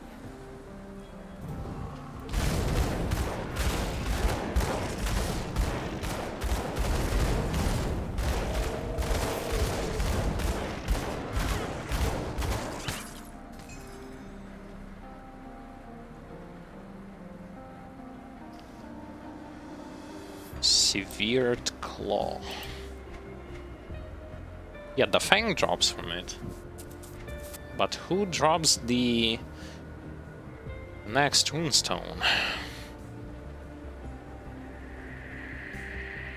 Loyal Attendant.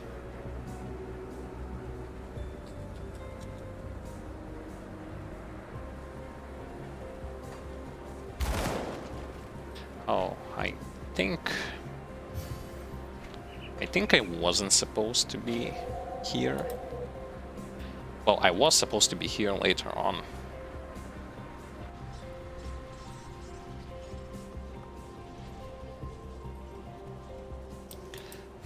Okay, so what was I willing to do here?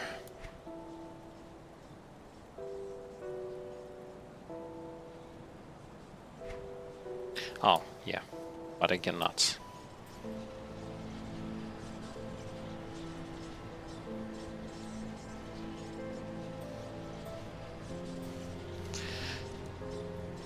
I need to craft the claw so that I will be able to utilize that shrine.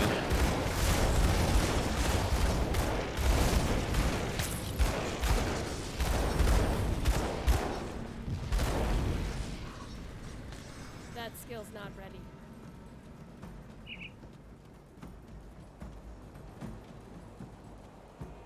More scrap metal.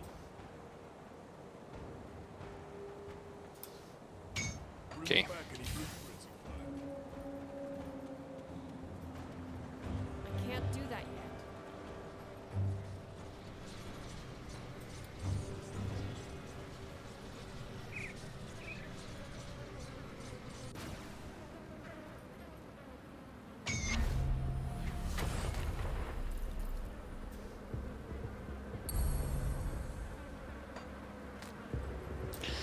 And now we need to teleport Or wait a second, there was a troll boss. Maybe from him it drops. Or maybe I'm mistaken and I just have to go immediately towards where I fought against Queen Rashalga.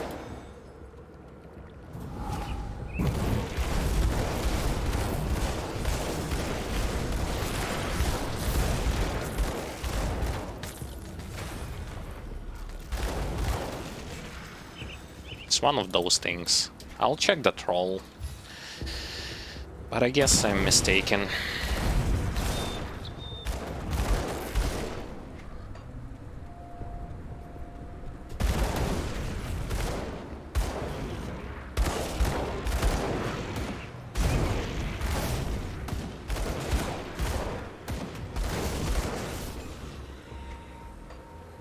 I can't do that yet.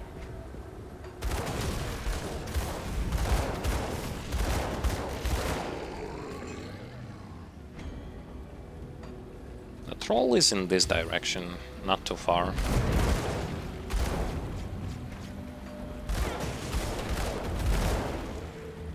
But I really do not.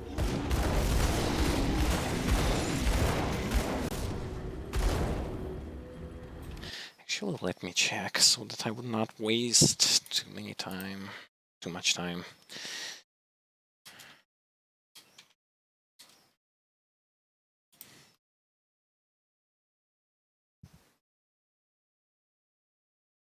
Yeah.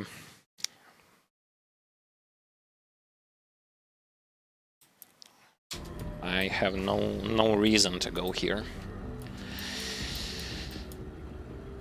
No reason.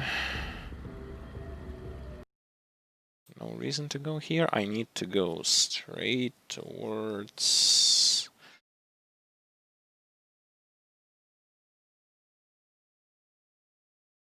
Asterkarn Valley. Okay.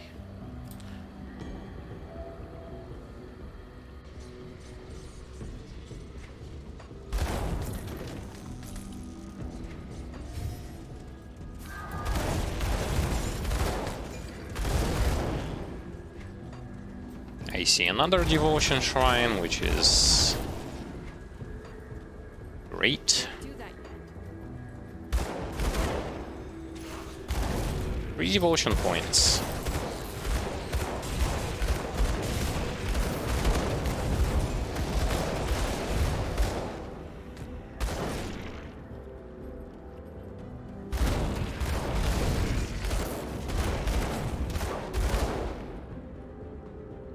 Amber.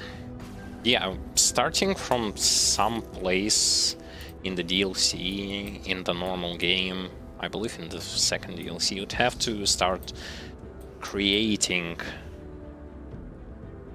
those items to give for the... crafting those items that you need to give for the shrines so that you can get either loot from them or devotions.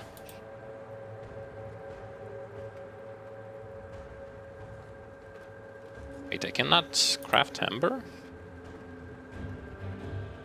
I can only craft searing amber. Safe storage, no questions asked.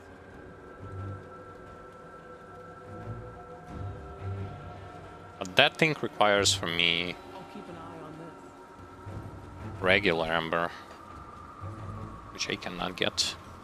Oh. I cannot, whatever. There are plenty of more devotion shrines. Yeah, I need to get amber, which I do not have. I don't know where to get it. I cannot craft it.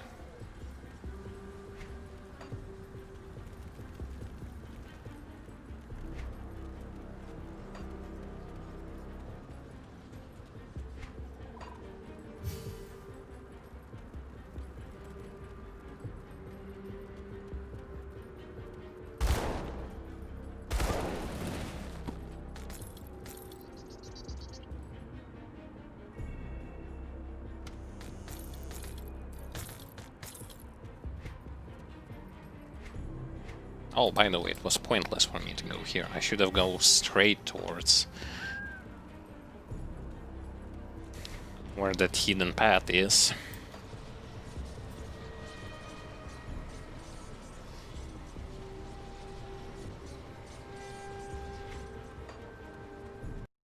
I'm taking the right road, right?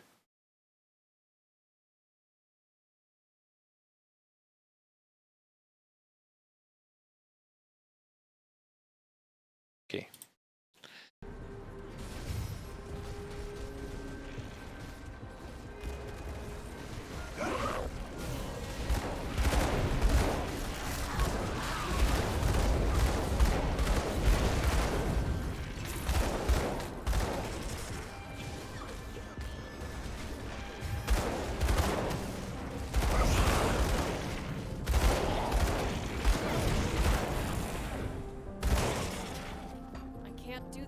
Even better is the fact that I can get to level 84 this way.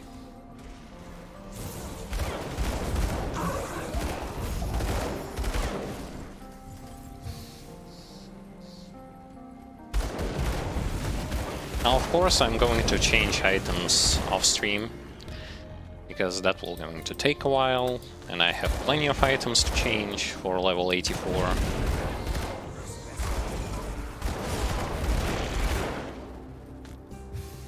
So the performance with those items we're gonna see on the next stream, where we will going to tackle on ultimate, not ultimate, but absolute difficulty.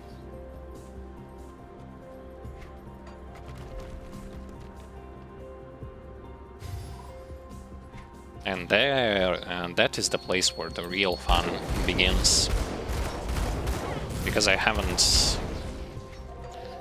seen absolute difficulty, haven't played it myself. I've seen it, but I haven't played it.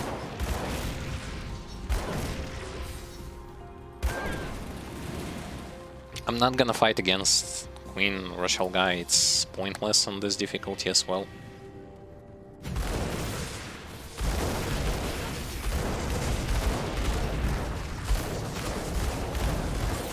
Just a time waster.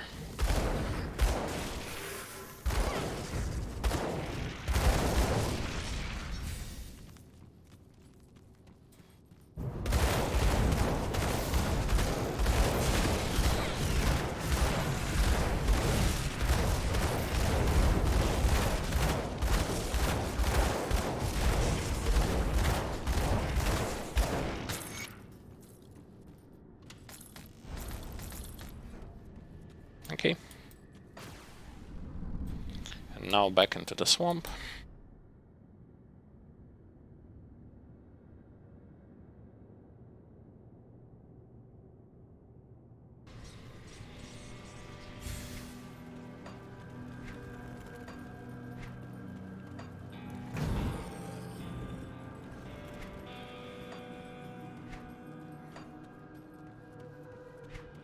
I wanna also level up my deadly aim, but I cannot because I'm still having lots of stuff to level up.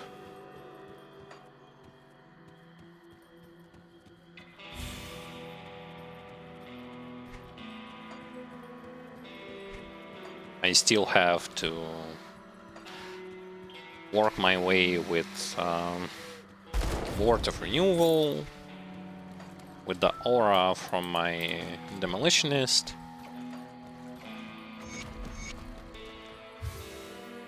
There's just a ton of stuff, ton of skills to put points into.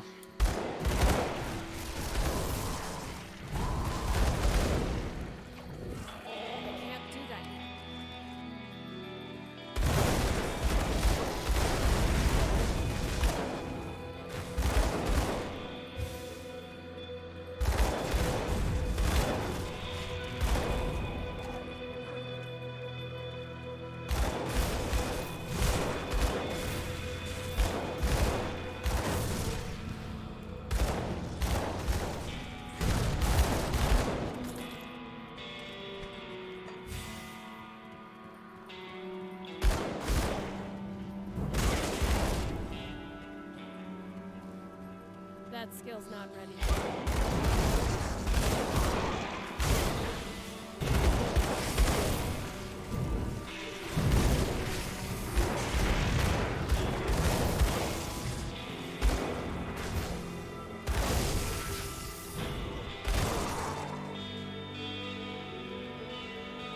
That skill's not ready.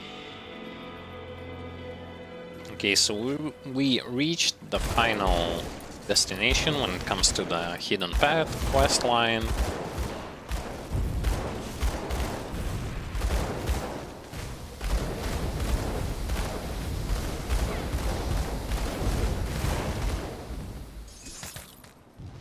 Still have to be careful of not to aggroing like way too much enemies and not to rush in. I can't do that.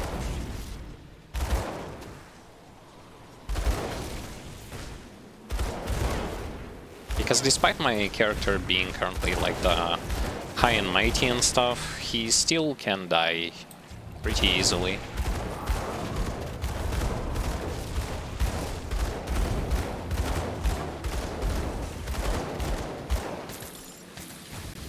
And even if he can't, I will still gonna say that he can.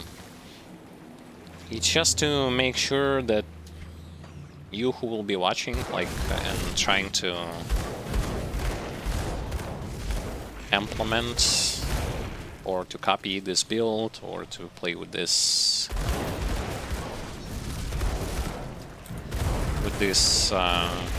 character archetype so that you would not mess up.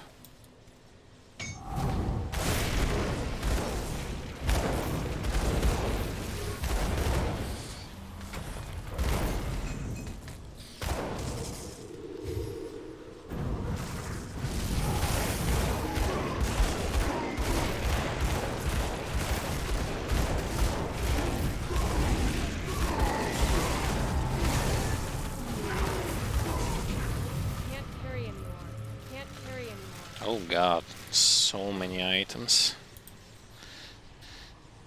I have to sell. Have to sell them.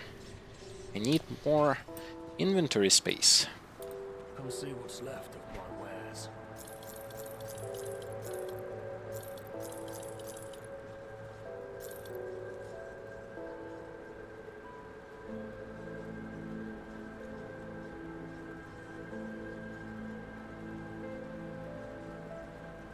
Fire burn, cast speed. Nope.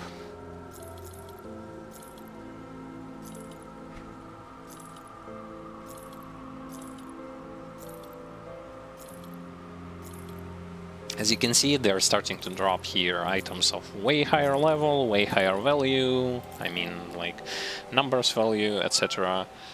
So items are starting to get better, but we still have to look at profile damage, at stats, at resistances, at other beneficial things such as movement speed, attack speed, so on and so forth. It's not enough to just have one thing and not have the other.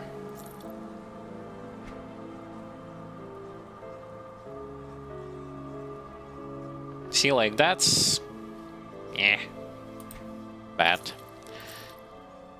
It only has like 20% elemental resistance, and that's all.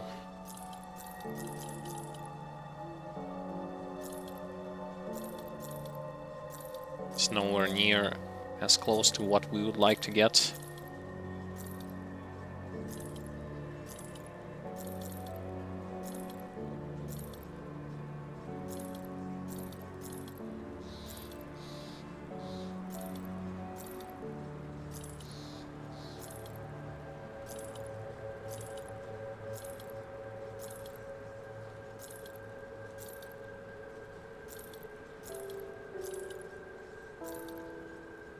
Okay, my inventory is free. Let's continue on.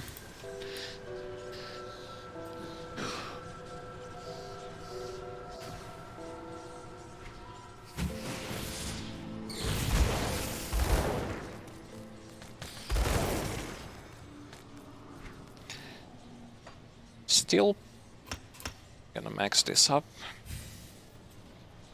Because why not?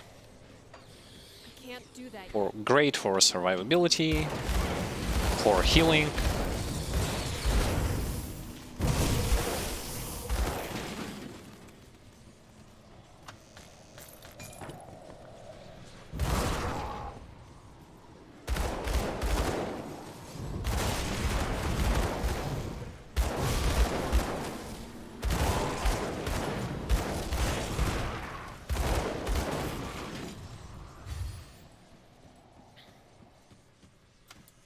So we are approaching the boss. Remember last time this boss has provided us with quite some trouble.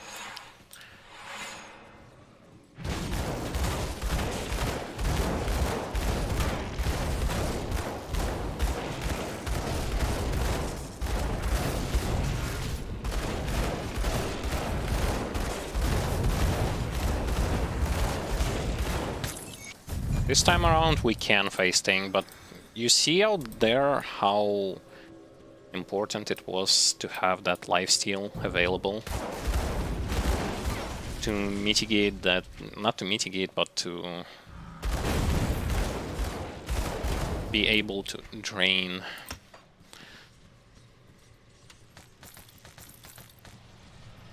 HP back from him. It was really important.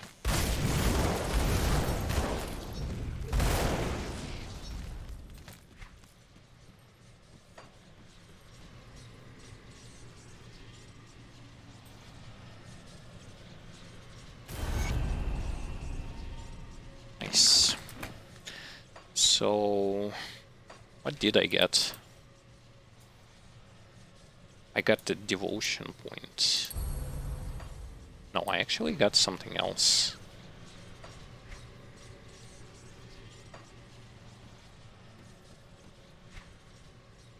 What did I get? Didn't get a skill point. Whatever. I got something.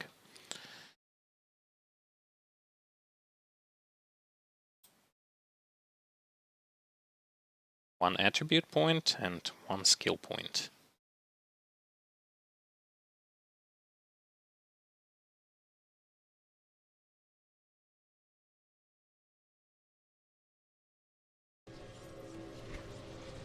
I didn't get neither of them.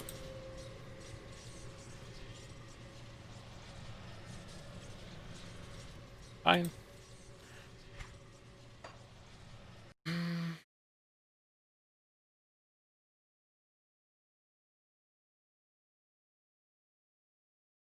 Oh.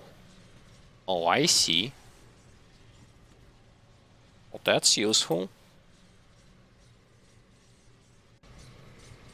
That's really useful to know. Well, in any case, I got myself a devotion point from that. From one of the shrines. Anyway, we haven't managed to complete like all of the stuff that we wanted on this difficulty on today's stream, so I'm going to run around a little bit off stream to finish that stuff up. But for now we are going to finish our stream session for today on this particular note. I would like to say thank you to everyone who has been watching this stream from the beginning or any other point of time. I had a great time today, and hopefully you all did the same thing. Appreciated the interaction with the chat, appreciated your participation, as well as your interest in this stream. On the next stream we are going to go towards the next difficulty, which is Absolute, which is the final one, and we'll see how this character is going to perform there. Off stream I'm going to change my gear a little bit, equipping the stuff that I have for level 84. So we will going to all see the performance that we are going to be having with this new gear setup that I'm going to equip. If you have missed any other part of this playthrough series, you can of course visit them on our YouTube page. We've provided a link to our YouTube page as well as our social medias in the Twitch tab section so that you would know where to look at. And there on YouTube you're going to find many playlists specifically named for the convenient purposes so that you would know, the viewers would know where to look and what to expect. Be it walkthroughs for Grim Dawn or any other kind of game, be it beginner-friendly videos for the Grim Dawn that my brother had made, teaching some of the aspects that are present in the game that are sort of important, but not much things has been said about them. So if you are interested in giving those videos a shot, you can do it. You can also follow us on social medias, Twitter, Facebook, as well as Instagram. The choice is all yours. As well as you can always, if you are interested, you can always support this channel. We've provided you with many options. Primarily the subscriptions, Twitch Prime and regular one, as well as bits, tips and cheers. Or for those of you who wish to support directly, you can use Patreon. You're going to receive rewards, icons, emotes, collectibles, never before seen stuff, behind the scenes stuff, as well as mentioning your name in edited videos, as well as giving you a shout out in the next edited videos. Everything is present. Or you can just simply use one of the impressive and powerful tools to support us, which is just give it a shout out. Spread the word. If you know someone who is interested in this kind of content, for this kind of games, you can of course share it with your friends or the people that you know. It also helps more people, more fun, more enjoyment, more kind of not the information, but more highlight to the games that we play, as well as to this channel, and to you as well, for those of you who are wishing to, who are willing to support this channel. But anyway, everything is voluntarily, it's all up to you, no one forces you, no one is going to do anything to you. I just give you the information and you decide what to do with it. Anyway, thank you everyone, have a nice time, we'll be seeing each other on the next stream. Take care of yourselves, stay healthy, goodbye.